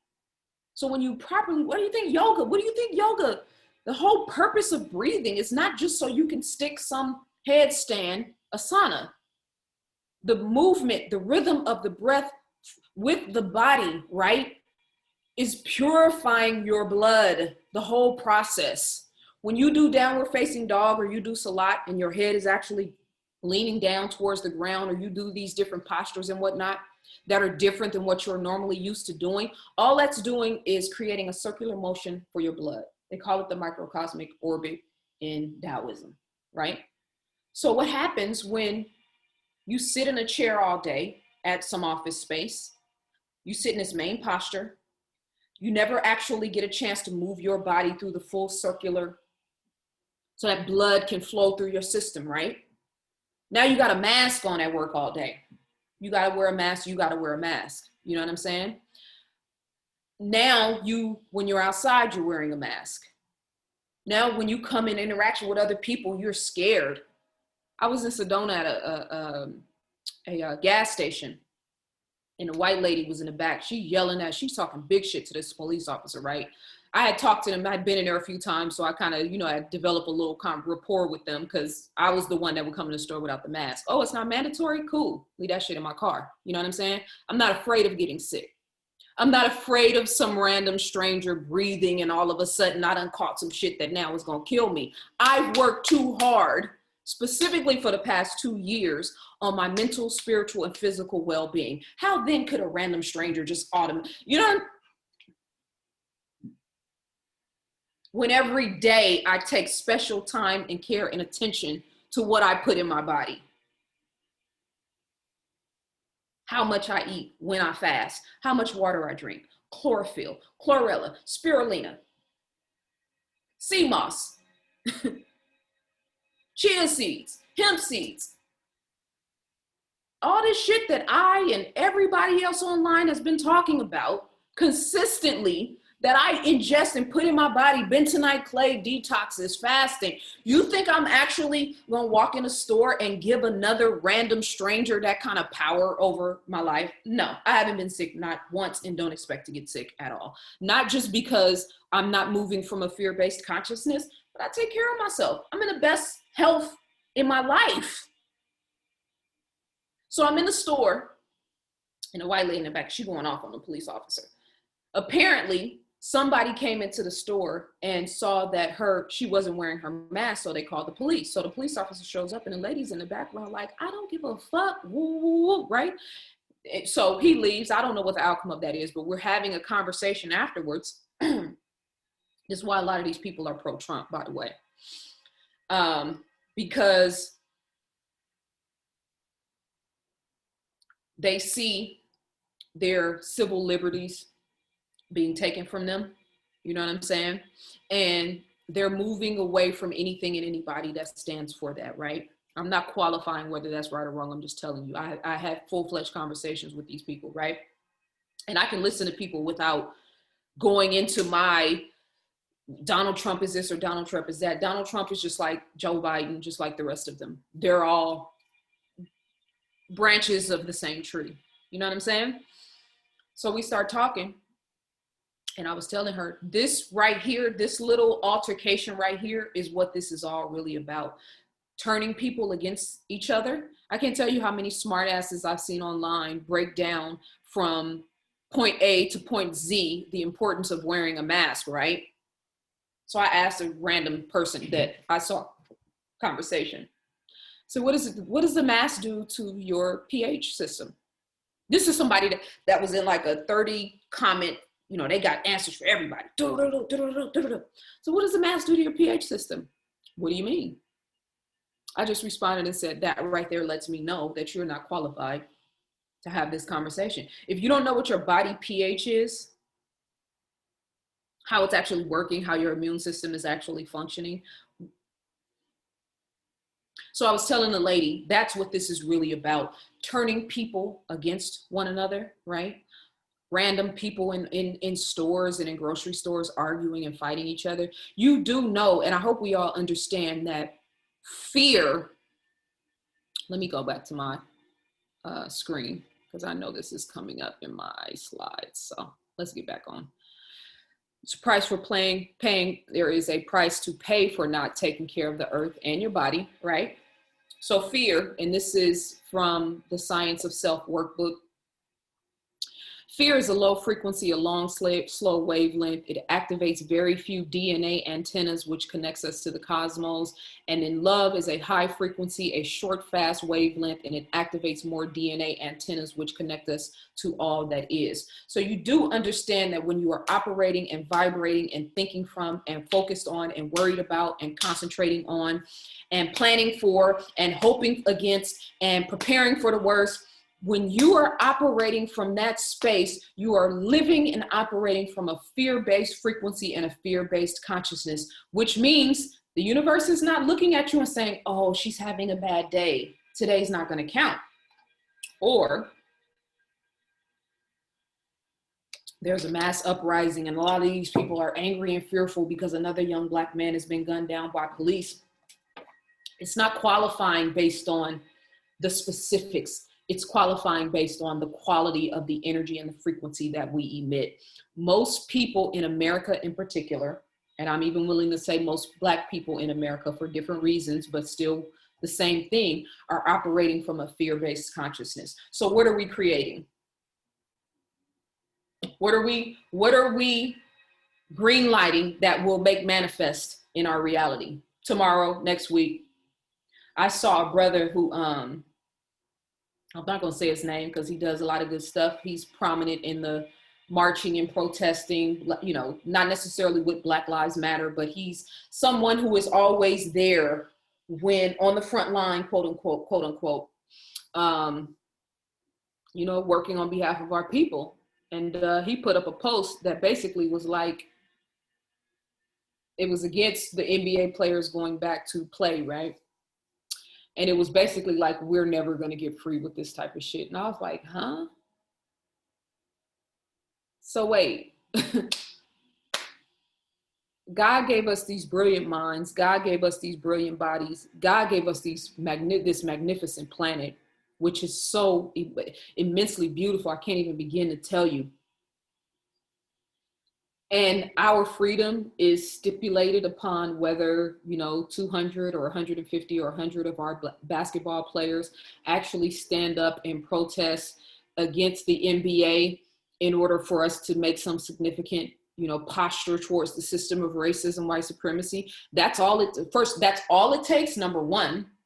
And then number two, do we realize how much other shit it goes into actually being civilized people? Police brutality and racism is like one out of like 5,000 things that actually it takes to cultivate and make up a full-fledged or getting rid of that to make up a full-fledged civilization. We're focused on one thing, and there's 5,000 other things that it's going to take in order for us to be collectively to be a free and a sovereign people. So now we mad at LeBron James. When LeBron James has built a school, and I'll get into that in the next one. I do want to say this while I'm thinking about it. Much love to the God Nas.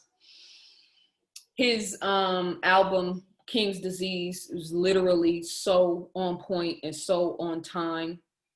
And him having the vision to put that out right now. And I'll get to that in just a little bit once I get to my when I close it out. Let me just make a note to myself. But that's absolute classic material that he put out. The easiest prey any predator could wish for is the mind-controlled human. If your focus and emphasis right now is on voting and on what's happening in the political spectrum, that may apply to you. If your focus and emphasis is on moving in a fear-based consciousness when it comes to this vaccine, when it comes to this disease, when it comes to your health and well-being, this might apply to you. The easiest prey any predator could wish for is the mind-controlled human. So let's be clear. If you are operating from a fear-based consciousness, whether it's about money, whether it's about your career, whether it's about getting laid off, your job, what industry you're in, where am I going to be next year? Oh, the million things that we could constitute, right? But if you are predominantly living in a fear-based consciousness, you are the easiest prey that any predator could wish for. And I don't say that haughty, you know what I'm saying? Like I said, I've been quiet.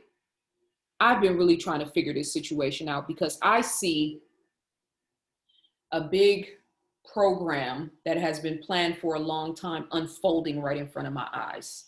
And I was reading it in books 20 years ago, and now I'm actually seeing it take place, right?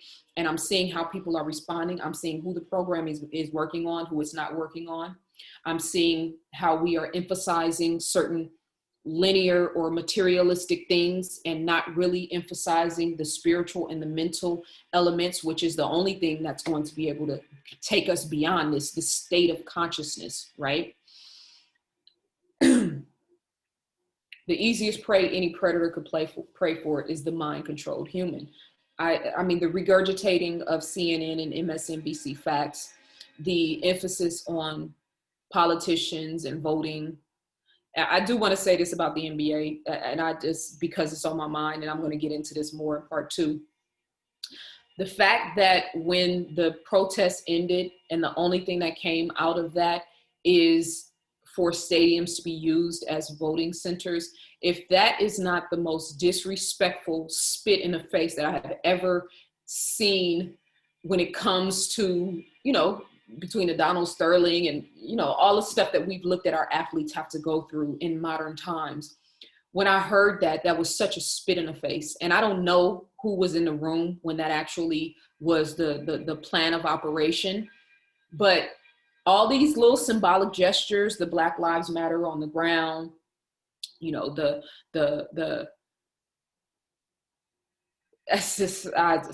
my God.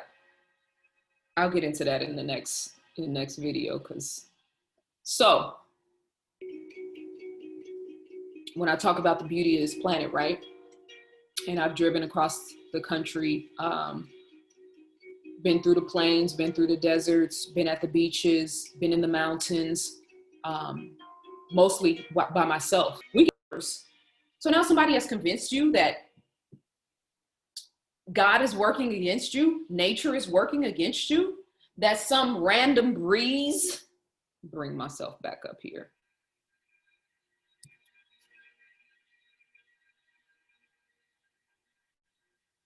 Did I share my, okay. Some random breeze is gonna you're gonna accidentally sniff somebody's germs that you don't know. Like the trees aren't working, like the bees aren't working, like the birds aren't working. like the air is not constantly recycling itself, like the clouds aren't moving, like the jet stream isn't working, like God is not on the scene.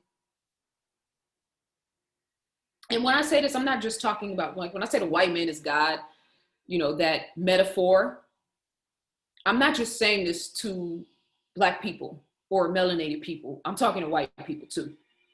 You know what I'm saying? And when I do my next video, I'm going to specifically like talk directly to white people, because your judgment is not the same as our judgment. This divine time that we're in right now, right? Softening the hearts, the minds of people around the world to see a Black man actually have another white man stand on his neck for 8 minutes and nobody interferes and nobody does anything, Black, white, or otherwise, right? The softening of your heart, the shaping of the consciousness, right? So the scientists of this world, the politicians of this world have set up this system. And if you are, I don't want to say a victim, I want to use the right word, a proponent, a participant, energetically, mentally, spiritually, whatever, then he's your God too. And when I say he, I don't mean just white men. I mean the system that fluctuates this whole thing, right? White people being in power, not white supremacy. I don't believe in white supremacy, but white people being in power and controlling the natural resources, controlling narrative, right? You being the one to be able to say, oh, I'm sorry that happened to you. How can I help? Well, you're in a different position of power. You understand what I'm saying? So if Africans let Europeans in, and that's catapulted everything that we see happening right now, including slavery, well, we're paying a price for the decisions of our ancestors. Would you agree? So if we're paying a price, what price do you have to pay? We'll get into that in the next video. I'm about to wrap up here, but let me just make sure, because I want to close out in the right spirit. I don't even know how long I've been talking. The races are playing out the higher and lower selves of God. I don't want to have a religious conversation. I don't want to argue with you about what your beliefs is. You don't have to write me and tell me what Yeshua said, or, you know what I'm saying? Let's not do that. Because I know what I stand on, and I'm pretty sure you know what you stand on too. But here's my position. The races are playing out the higher and lower selves of God. When you say, well, ZaZa, God doesn't have a lower self. God is all. God is everything. Have you ever, like, really, if you look at nature, if you really, really study nature, my homeboy on Instagram sent me a picture of a tiger attacking a dog, an innocent dog that was just sitting at his home, and some random tiger or leopard attacked his dog out of nowhere, right? So my homeboy sends me this video, and I'm looking at it, and I love nature, and I'm like, man. Even when I was in Sedona, I put up some videos, and I was showing the cactus out there. And, you know, I got to a point where if I'm doing a 3-hour hike and I'm like an hour and a half in, and I'm surrounded by nothing, nobody, it's 100 degrees outside, the sun is beaming down on me, don't nothing in that environment give a damn about who I am or what I'm going through or how I'm going to get back to where I'm supposed to be. So I got to make sure I have fruit. I got to make sure I have enough water. I have to make sure I have the things that I need just in case, because nature does not care. So when we say, well, is there a higher and lower self of God? Of course there is. That's why we're here, in order to master the lower self and manifest the higher self. We prove God every day through who we are. You understand what I'm saying? And the concept of evil and devil are man-made ideologies or reflections of that higher and lower self, but we're not expressing anything that God is not capable of. Now, if you think of God as some being that's sitting on the clouds, keeping track of everything we're saying and doing, then we'd have to have another conversation just to get clarity as far as that's concerned. But I just really want to emphasize, because I think we think sometimes, you know, in the Bible it says, you know, that God would send fiery serpents. All the lessons, all the judgments, all of the best and the worst things that happen to humanity happen through human beings and nature, of course. But like we learn our lessons about how God feels about how we're moving, how we're operating, if we're on the right path, wrong path, etc. We experience that through ourselves. So random white devil sitting on the neck of black man and holding him hostage for 8.5 minutes is a reflection of the higher and the lower self of the creator. Lower self being this demon sitting here doing what he's doing. Higher self meaning this is happening right now in order to spark the consciousness of Black people in America, Black people around the world, because the way that we have been living can be no more.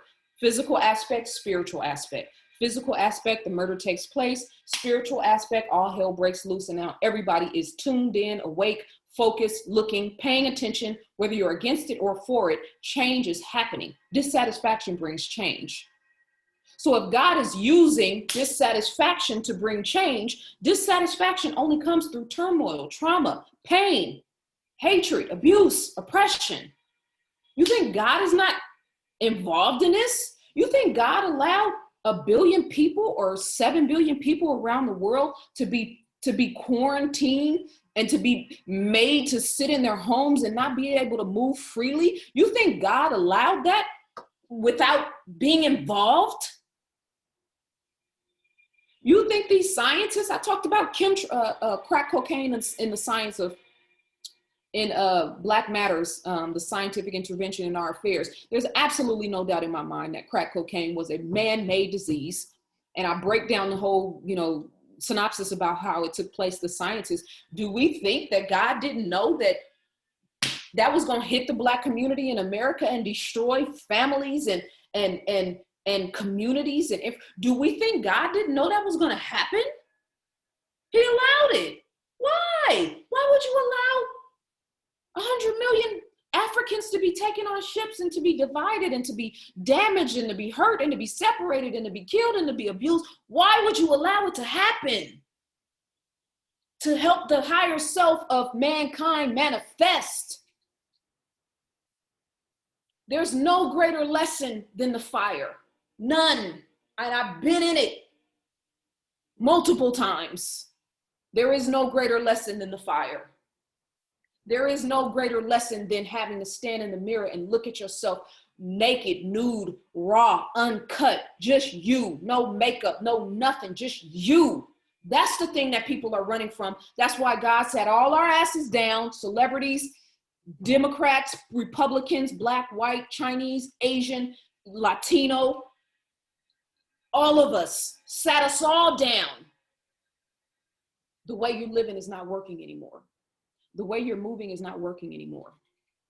The way you're behaving is not working anymore. The way you treat one another is not working anymore. The way you handle this planet is not working anymore. The way you talk to yourself is not working anymore. The way you neglect yourself is not working anymore. The way you abuse your body is not working anymore. So we had a whole quarantine where everybody had to sit down and everybody was afraid of getting sick. How is Popeye still in business? How is Kentucky Fried Chicken still in business? How is McDonald's still in business? Sales booming.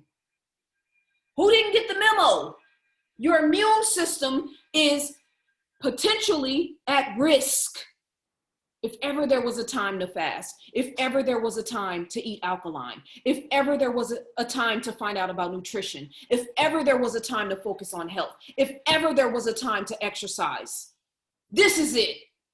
What did you do with the time? So when I talk about a divine judgment, not just being about the fall of America, it's incumbent on all of us. Whatever you fear, whatever you've been running from, whatever has been traumatizing or haunting you from your past, whatever you've been giving yourself to without reciprocity, whatever you do begrudgingly and irritated and frustrated, that's not the frequency of God. The frequency of God is love. The frequency of God is flow, is rhythm, it's movement, it's ease. It's not fighting against anything. It's leaning into.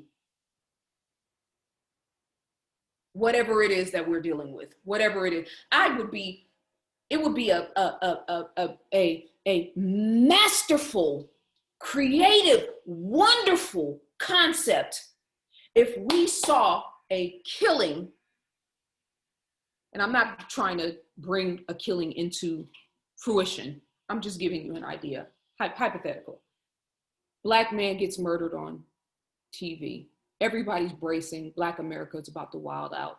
Black America's marching, rioting, blah, blah, blah. Everybody's bracing. Everybody's boarding the windows up. Black people are about to go crazy. And we all just got real quiet. And locally in our communities, right? We had town hall meetings with no phones and no cameras. Nobody was looking to be seen getting arrested or to be seen getting, you know what I'm saying? Not to say that people who do it are doing it for their purpose, but we all know that there are people who are. If we just got real quiet, started having town hall meetings in our different cities, right? Internally focused, changing our diets, everybody fasting collectively, everybody meditating collectively, right? They wouldn't even know how to act. But we're so predictable. All the movements are so predictable. So when you see, it went viral, right? They're putting bricks in Dallas. There's bricks everywhere. They want us to riot. They want us to do, okay, that's one thing, right? The acknowledgement. Somebody put these bricks out here for us to break these windows, right? Don't do it. We're not biting. Remember I talked about the pyramids of power, right? Down here, some random white dudes who ain't got no power, somebody told them to do it, or random whoever, they have to be white, whatever, put bricks in certain locations in downtown areas because they expect for the people who are mad and who are violent and who are protesting to buck whatever. That's one level right down here. My question is, going up here, if they are intentionally doing things to manipulate the consciousness because they know how you're going to react, then don't we realize that there's a plan for the reaction? And don't we realize that no matter what happens, their plan is going to come into fruition no matter what? Who is they? Why do they want to riot? What are they planning? What are they expecting? My thesis, and maybe I shouldn't say this yet, I find it interesting, and I'm just going to put this in the ether for you guys to settle on. I find it interesting that as the coronavirus started to kind of decline, the numbers started to decline everywhere, right? The pandemic, the fear-based consciousness and energy started to subside. People started to go back to work. People started to get used to, you know what I'm saying? Whatever the stipulations were, right? But as it started, the energy and the momentum of it started to decline, less deaths to report, whatever.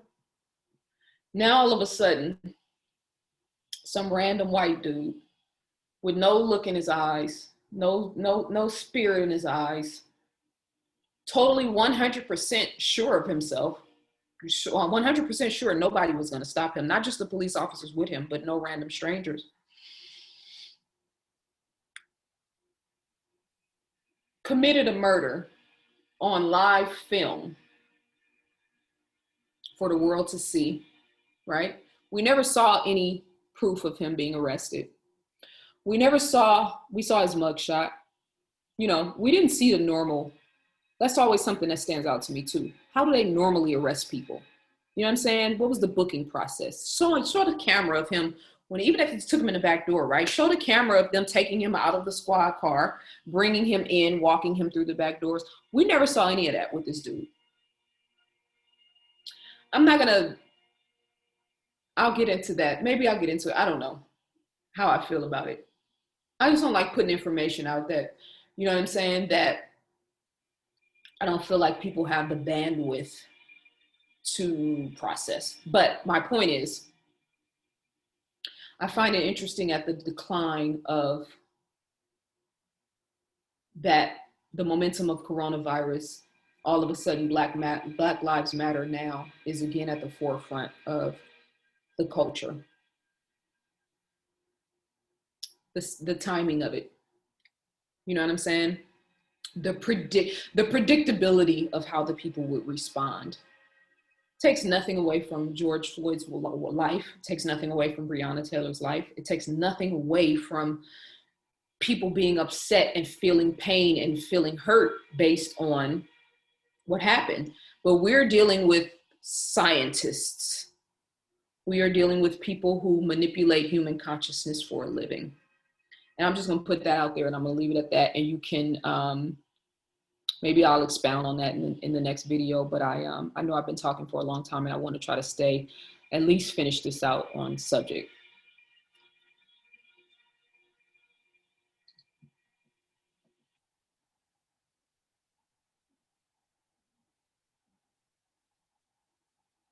Okay. So, see how many, I only have a couple of slides left, you guys. Well, I'm going to get through these quickly. All right. So, your body has an alkaline and acidic. I pretty much already went through this. Has an alkaline and an acidic measuring litmus system. Measuring system, yeah. If your body is alkaline versus acidic, no disease can live in an alkaline body. Disease festers and grows in an acidic body, right? Now, obviously, your body can't be too alkaline. It has to stay in the lower numbers of the alkalinity, but you do that by eating alkaline food, by focusing on your breathing, by taking care of yourself and your body, right? So if you are focused on your immune system and the alkalinity of your health and well-being, and you are focused on your immune system, you are not susceptible to be sick. I don't need to know, I don't need to be a doctor. I don't need to know all the ins and outs about coronavirus and all those specifics and all of that. This is the basic science right here, right?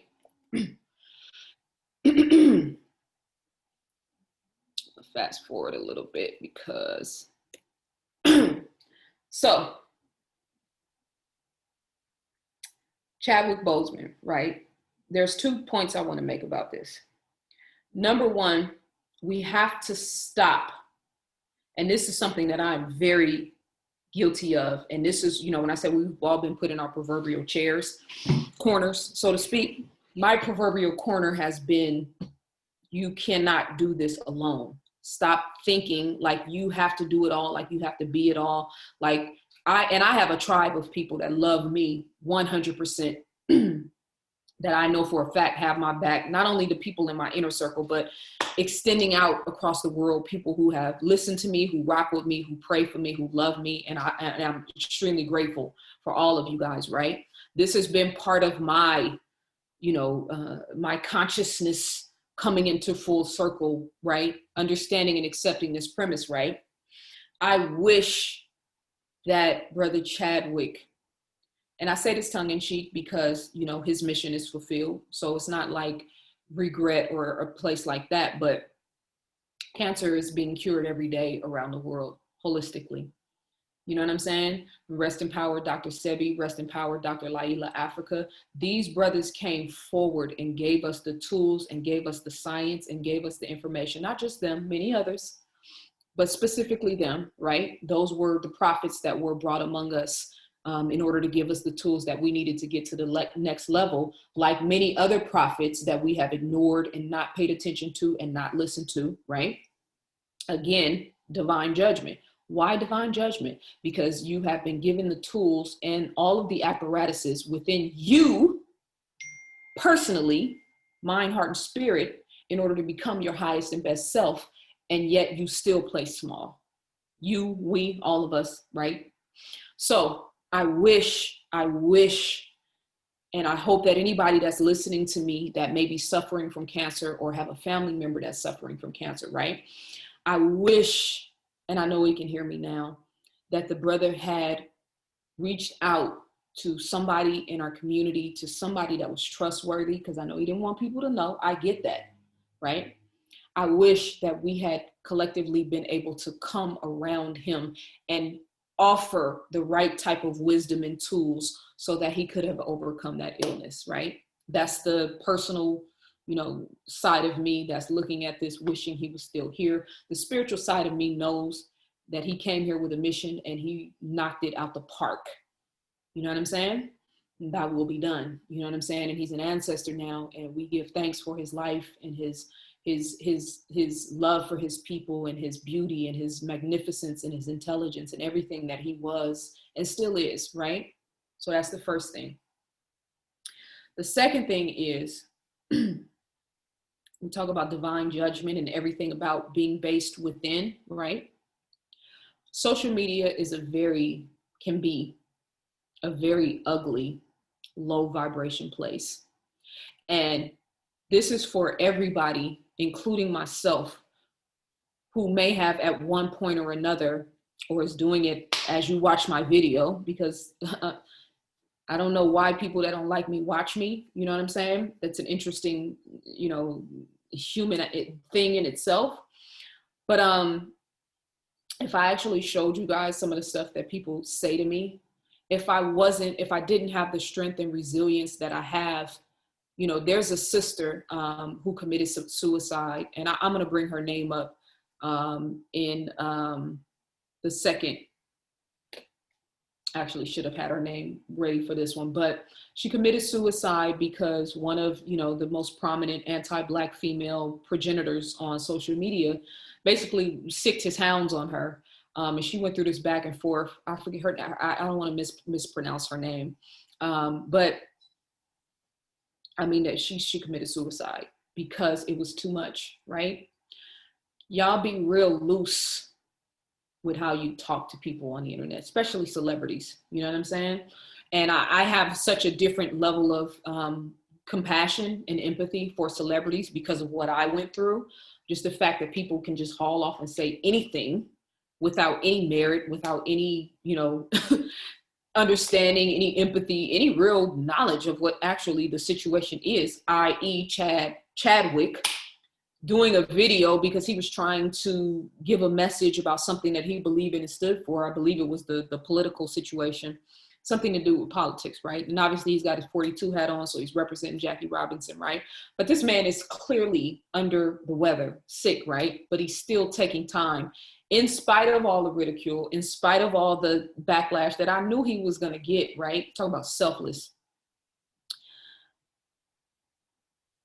The way that some of you guys use social media and this platform, and all it is a mirror for what's happening in you. Nobody who's really confident within themselves and who's living their lives full stride is online attacking anybody else for any reason. Whether you agree with them, whether you hate them, whether you love them, it doesn't matter. Nobody who's in full stride in their own personal life is taking time and attention to try to destroy somebody else, right?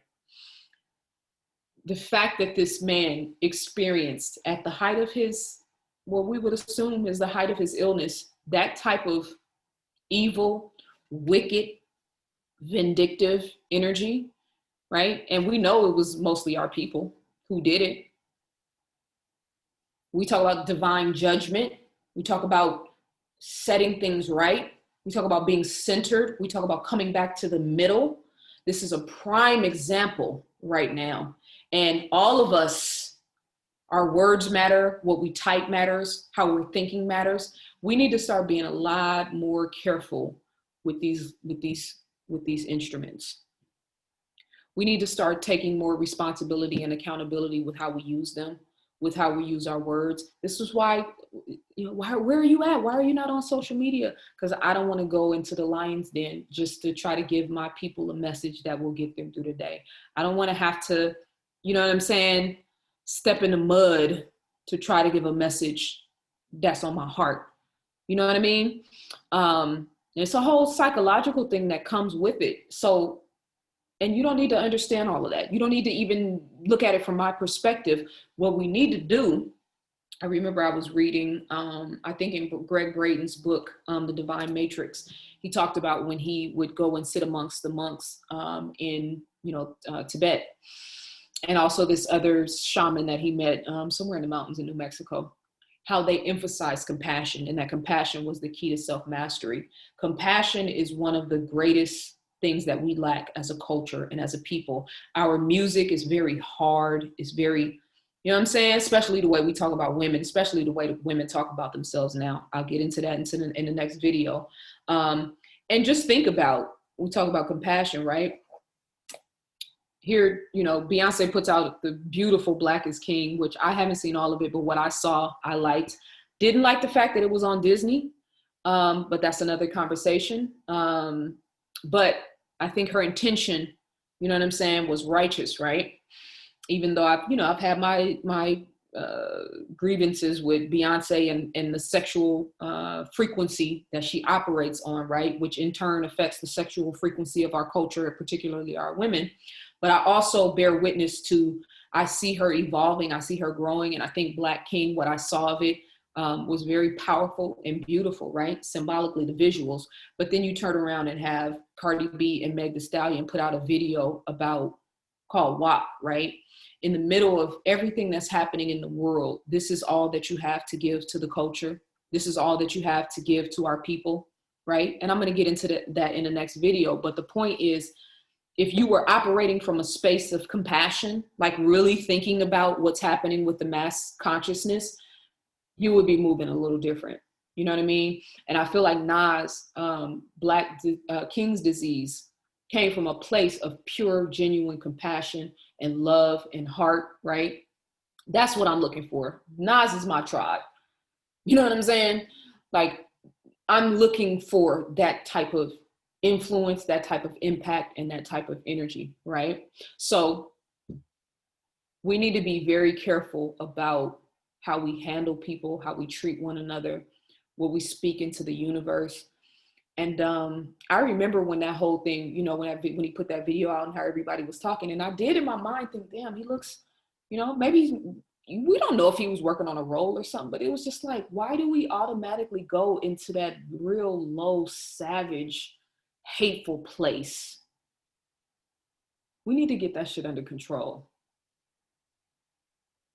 And I'm not going to talk too much about this because I'll get emotional because it pisses me off. But I see a lot of people saying that money is the most important thing we need to focus on. I see people saying, you know, religion, getting right with God. I see, or submitting to, you know, Jesus or whatever particular religion. I see people talking about, you know, if you're not talking about mental health, if you're not talking about, you know, gardening, if you're not talking about building, if you're not talking about da da da da da, right? Everybody thinks their subject is the most important, which is a problem in itself. Because if you are a master at your trade, you should only be trying to attract and to inspire people who are masters of your trade, and let the other masters of their trade attract the people who are in alignment with that, so we can build a society. You know what I'm saying? We need psychologists, we need plumbers, we need carpenters, we need artists, we need poets, we need dancers, we need singers, all these different reflections of the creator. None of us has the power to be able to get in the way of somebody else's free will, man. We got to stop that shit. But when it comes to the most important thing right now, when we talk about righting the ship, right, getting the ship back on its sail, the most important thing, in my opinion, is the male-female relationship. And until we make that a focus and make that a point of emphasis, everything else that we go at collectively is going to have limited effect and limited impact. I said collectively, not individually. Doesn't mean that you won't make strides in business and you won't make strides in money and you won't get the relationship you want. No, we for all of that. But collectively as a people, the thing that we neglect the most and the thing that deserves most of our attention is the dynamic between the woman and the man, and healing that entity, right? And I say that being a victim of certain certain people, right? Online, males that made me the object of their affection for whatever reason, because I said something, because I did something, blah, blah, blah, whatever, right? But they set in motion a bunch of other rabble rousers that made me their object of affection, right? Something personal between me and this person or whatever, whatever. Now all of a sudden the lynch mob of anti-Black woman or anti-mixed woman or anti-light-skinned woman or anti-she talks too much or anti-she thinks she knows everything, blah, blah, blah, blah, blah, blah, right? Set off a chain of events where all of that energy was directed towards me. Now I got thick skin. You know what I'm saying? I'm built for this and I'm cut for this. And if it's too much, you won't see me on social media, right? But we also have other women like the sister that I was talking about that just took her life. We have mass stress, mass pressure. When we talk about pedophilia and the elite, and we talking about this stuff half-cocked, not realizing that we are triggering women and children and even men that have been molested, right? We talk about the fact that they just rescued 40 children in Atlanta, right? Victims of sex trafficking. We won't say shit about that. We won't talk about the fact that our daughters are being snatched off the streets, oftentimes by people who look like us, not just men. How does this happen and keep happening under our nose, and we won't raise a hair? We won't lift a finger to address it. I'm talking about collectively. I know there are street soldiers out there that are working, that are doing what needs to be done, but nowhere near the level that it should be when it comes to our collective consciousness as a people. How can we know that our daughters and our sons are being snatched off the streets and being raped forcefully every single day and it not get the type of time and attention that George Floyd or Breonna has gotten? And that's taking nothing away from what I feel about either one of those cases, but I'm making a point. We as a people, Black people in America particularly, teach people how to treat us based on how we treat ourselves. Any relationship guru will tell you that. You look at, you know what I'm saying, you can analyze and assess somebody's personal relationship. She keep messing with this type of dude, he keep messing with that type of female. So you're teaching people how to treat you. This is a common thing that we could all talk about and agree upon. But how is it that collectively we still disrespect our women? Our women still disrespect themselves and are now like leading the charge. The concubines are leading the charge about how, you know, the concubine is the queen now. You understand what I'm saying? If the world is looking at us and seeing how we navigate in our interpersonal relationships and seeing how our men talk to and treat our women and seeing how our women talk to and treat our men, right? All of this is happening. And we think that the world is not responding to the George Floyds of the world based on how we treat one another. There was what was it, 2 weeks ago, maybe 3 weeks ago, when every city around the country was like, oh, there's mass killings, 40 people shot in Chicago. Oakland had all kind of crazy shit happening out here. But it was like news reports in every city in like one weekend. I personally think there's something more to that, right? But I know there's something more to that, but that's another story for another time. But talking about science as a weapon. So we have this mass uptick in violent crimes in Black communities. We know they are perpetrated by us, right? I'm not making an argument about Black on Black crime versus white on white crime. I'm making a point about we teach the world how to treat us based on the way that we treat ourselves, right? So we see mass upticks in all of our cities across America, and we don't really have anything to say about that. Not even from a place of judgment, not from a place of disrespect, but just what the hell is happening to us? What is happening with us as a people? What is happening with us as a culture? Why do men feel comfortable coming in Black neighborhoods and snatching Black girls off the street? How is that possible? Why do men online feel comfortable talking crazy to Black women and there's no repercussions? How is that possible? How do Black women? The way we treat each other, the way we handle each other, the way we talk to each other. And Chadwick to me is like a prime example. Y'all gotta cut that shit out. The way you living is not right. We think it's all about money. Black people, we worship money. We think everything is about economics. And granted, we all gotta eat. But the countenance of your heart And, be careful when you dealing with people that downplay the importance of emotion, right? That's one of our biggest, things we got to get over, right? So Ma'at, the goddess Ma'at, who is known from her beautiful wings, right? Wait, I thought I had another one. Okay. This is from the Bible. For the Lord, I'm getting ready to close this out, you guys, so just bear with me for another second. For the Lord does not see as man sees, for man looks at the outward appearance, but the Lord looks at the heart, right? 1 Samuel 16:7, right? That's basically the same thing that Ma'at embodied, right? 42 laws of Ma'at. I didn't put that in here, but the countenance of your heart, right? So the heart, which is a person's essence, will be weighed on the scales of justice against Ma'at's feather from her headdress. If the person had led a good life, the heart would balance against the feather, right? So where's your heart at? Nas said, to the war is won, right?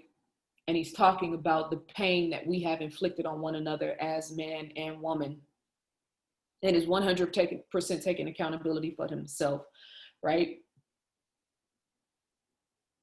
The timing of him putting that album out right now, you know what I'm saying, and what we're facing as a culture and as a nation of people, and then Chadwick, right, Kobe Bryant and his daughter, you know what I'm saying, and just the significance of that male-female dichotomy expressed through the father-daughter relationship. And when I talk about healing the male-female relationships, I'm not just talking about who you decide to be with. I'm not talking about your husband. I'm not talking about your wife. I'm not talking about your partner. I'm talking about uncle, niece, grandfather, granddaughter, mother, son, father, daughter, right? Aunties, uncles, random neighbors, random people you interact with on the street, random people you interact with on social media. We have got to change. And until we as a people and we as a culture change, it doesn't matter if they defund the police. It doesn't matter if Trump gets elected or not. It doesn't matter if, the way that some of y'all talked about Kamala Harris, and I'm not a fan of Kamala Harris. I'm not defending her. You know what I'm saying? She got her shit with her just like all politicians do. They all do, right? But the way that the conversation automatically went to bed wench and like just the way you talk about women, you know what I'm saying? I'm not a proponent of interracial relationships. I'm all for Black love, but I'm not going to be online scraping nobody's name through the mud because they got a white wife or a white husband. It's not my business. You know what I'm saying? And even just the whole argument, like trying to prove how horrible Joe Biden and Kamala Harris are. It's like, look, bro, we're in the 25th hour right now. Let's make a decision and move beyond it. Politics should not be our number one priority right now. It shouldn't be even be in our top 5. It is something that we need to do. Obviously, voting is important. I believe that. Particularly local, particularly local elections. But just the fact that, you know what I'm saying, the way that we talk about each other, the way that we handle each other, we wouldn't make the judgment if we were being assessed through Ma'at's, weighing the heart against the feather. What's in your heart? You know what I'm saying? And that has to be the leading factor in this day and time. And everything else can come beneath that, but that's the one place of emphasis, the heart, the spiritual, the mind, heart cohesion, all that spirituality. When I talk about frequency and vibration and spiritual laws, I'm talking about that's science. You know what I'm saying? How fast your the frequency of love, how you feel when you're in love with another human being, when you're in a rhythm, when you love your work, when you love what you do, when you feel like you're serving humanity, you're doing good. That's the God frequency. When you hate what you do, when you sleep next to somebody you can't stand, when you are feeling shame or guilt or hatred towards yourself because of mistakes you made in your past, you know what I'm saying? When you are living your life conditionally instead of living it to the fullest, being all that God created you to be, to become, to embody the essence of your being, that you know what I'm saying? When you put that on a scale, those are the things that I'm talking about. Personal power. This is me and a friend of mine, Omitayo, always talk about Your personal power. Whoever you listening to right now, are they evoking your personal power? Whatever you do on a day-to-day basis, where you work, who you're in a relationship with, what you think about, the type of books you read, the type of shows you watch, the type of videos you watch, the type of social media pages you follow. Does it embody and evoke your personal power? Because that is what is going to lead us into this next stage of the paradigm shift, if you want to call it that, the age of Aquarius, if you want to call it that, moving from a linear based reality and into the fullness of God, meaning the masculine and the feminine, balancing the left and the right brain, the scientific, intellectual, analytical part of the brain versus the rhythmic, artistic, you know, artistry, harmony, balance aspect of your brain, right? Balancing both sides of these brains because they're important. When we as a culture and as a people got off course, it was because these two aspects of the brain were not in harmony. Too scientific, too linear minded, too math based, too nice, too giving, too loving to the wrong people. You know what I'm saying? Mind, heart cohesion. That's how you master yourself. Some of us is going to come through business. Some of us is going to come through relationships. Some of it's going to come through parenting. Some of us is going to come through, you know what I'm saying? Like different, it's not going to be the same for any of us. And we shouldn't expect it to be. And we shouldn't try to force our people. Don't dedicate yourself to the struggle. I used to say that I'm dedicated to the struggle of my people. I would never say that shit now. I'm not dedicated to the struggle. I'm dedicated to life. I'm dedicated to God. I'm dedicated to abundance. I'm dedicated to freedom. I'm dedicated to all of the best, most beautiful, most bountiful things that this life has to offer. We got to watch our language, man. We are evoking shit that is coming on us and continues to happen to us as a people because we are operating from a position of powerlessness and a position of fear and a position of worshiping this world opposed to a position of freedom and a position of clarity and a position of abundance and a position of God. You understand what I'm saying? So I'm going to leave you. I have a few other, I wanted to get into a couple of things when it comes to the Kemetic mystery system, but I know I've talked for a long time. Am I moving from a place of love or a place of fear? That should be the litmus test in how we move out, including dealing with this system and this culture. The human heart generates an electromagnetic field 60 times greater in aptitude than brain waves. You are literally a walking, talking, breathing transmitter of energy. The better you feel, the higher quality the signal for attracting abundance, quality people, and positive experiences. The worse you feel, the more off track you get. And I don't care what you feel bad about. It could be racism. It could be poverty. It could be not having money. It could be a relationship, a broken heart. It could be stubbing your toe on a damn bed. Whatever you are emitting is what's naturally going to come back to you. It's not fair or unfair. It is what it is. When it works for you, it's the best thing in the world. But when you can't get control of it, you can become a slave to it. When I talk about chi and life force energy, we literally are electromagnetic beings. This image on the right represents the part of yourself that you can't see and the part of yourself that most of us know. The goal right now, when we've all been set in our proverbial corners, so to speak, this judgment, this divine judgment, is that part of you on the right, that chi, that life force, that prana, that God self, that soul, that spiritual energy has to become the navigating entity in how you move in the world. That is what we need to get in contact with and in alignment with.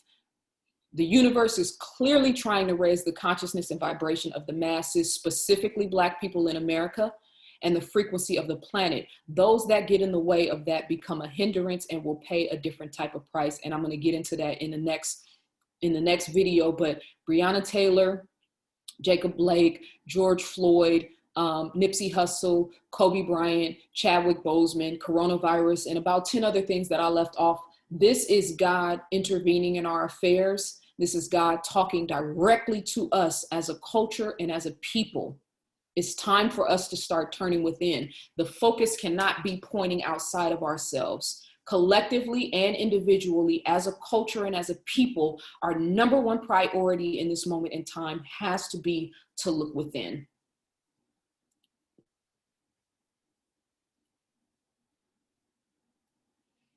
I'll get into this in the next video, but I just wanted to close out in saying that if you are one of those people that are online or in the world telling people that if we don't vote, or this is the number one thing we need to be focused on, or this is going to change the trajectory of where the world is right now, you are sorely mistaken.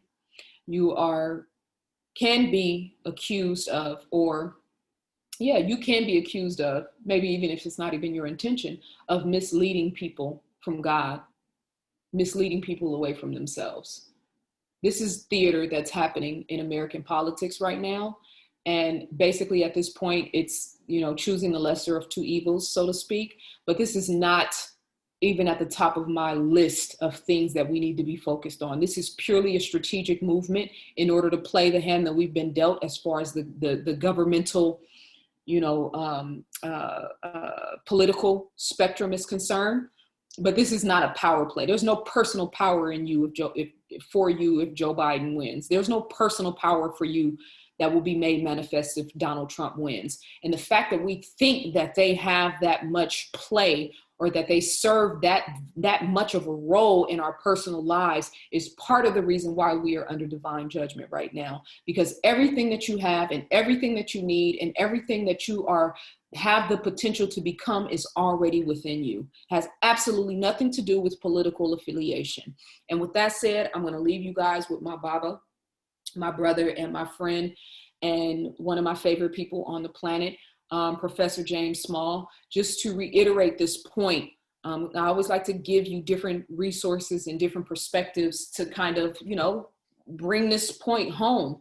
And I think he is more than qualified, a master teacher and one of the most brilliant minds on our planet today. To kind of close this out, the next video will be politics and celebrity games, and then the science as a weapon. My website is ZaZaAli.com. If you appreciate this message, if you have been touched by my work or something that I said today, let's make this connection and this relationship reciprocal. I'm a writer. So the best way to support me is by buying my books, which will in turn, again, benefit you again. So ZaZaAli.com is my website. I will also put the link to my direct, chant page where you can get my metaphysics workbooks as well as my books. My email address is info@ZaZaAli.com if you want to reach out to me. And again, much love to everybody that's checked on me, that thinks of me, that loves me. Empathy, compassion, and really, really, really starting to consciously project what we want our lives to look and feel like, opposed to reacting and responding to this world, is the next, that vision aspect, the next level of consciousness that all of us are supposed to be going to. So I'm gonna do my part. I'm gonna put my content out, and I'm working on my 4th workbook right now, Keys to Womanhood, what every girl and young woman should know.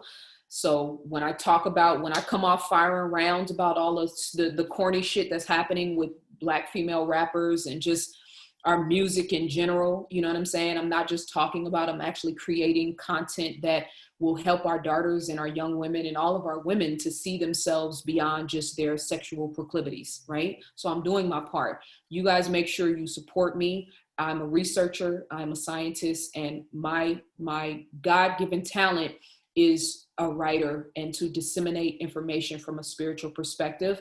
So it is incumbent upon my audience and my people to support me so that I can continue to do that. You know what I mean? So ZaZaAli.com is my website. Thank you so much for tuning in. I don't know how long I've been talking, but I'm going to close us out with Professor James Small. He's all over social media or all over YouTube. So you can, once you listen to him, if it resonates, go and listen to his other videos. So that you can continue to get the nourishment of a proper, righteous, masculine, African spiritual perspective. All right? ZaZaAli.com is my website. Much love.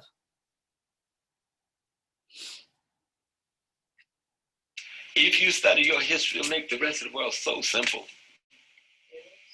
It just make it all so simple. Because this thing about love, you ever been in love?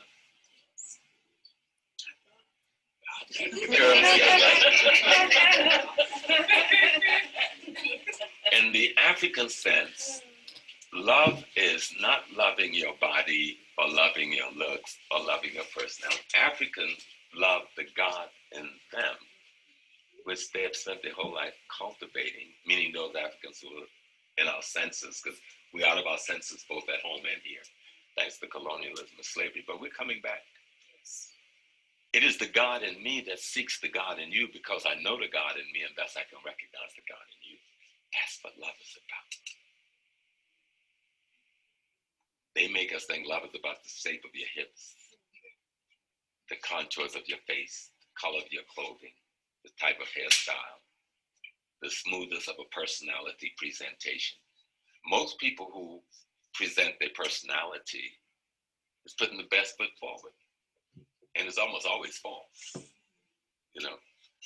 And all of us have been there. I thought I was in love so many times. So Lord have mercy.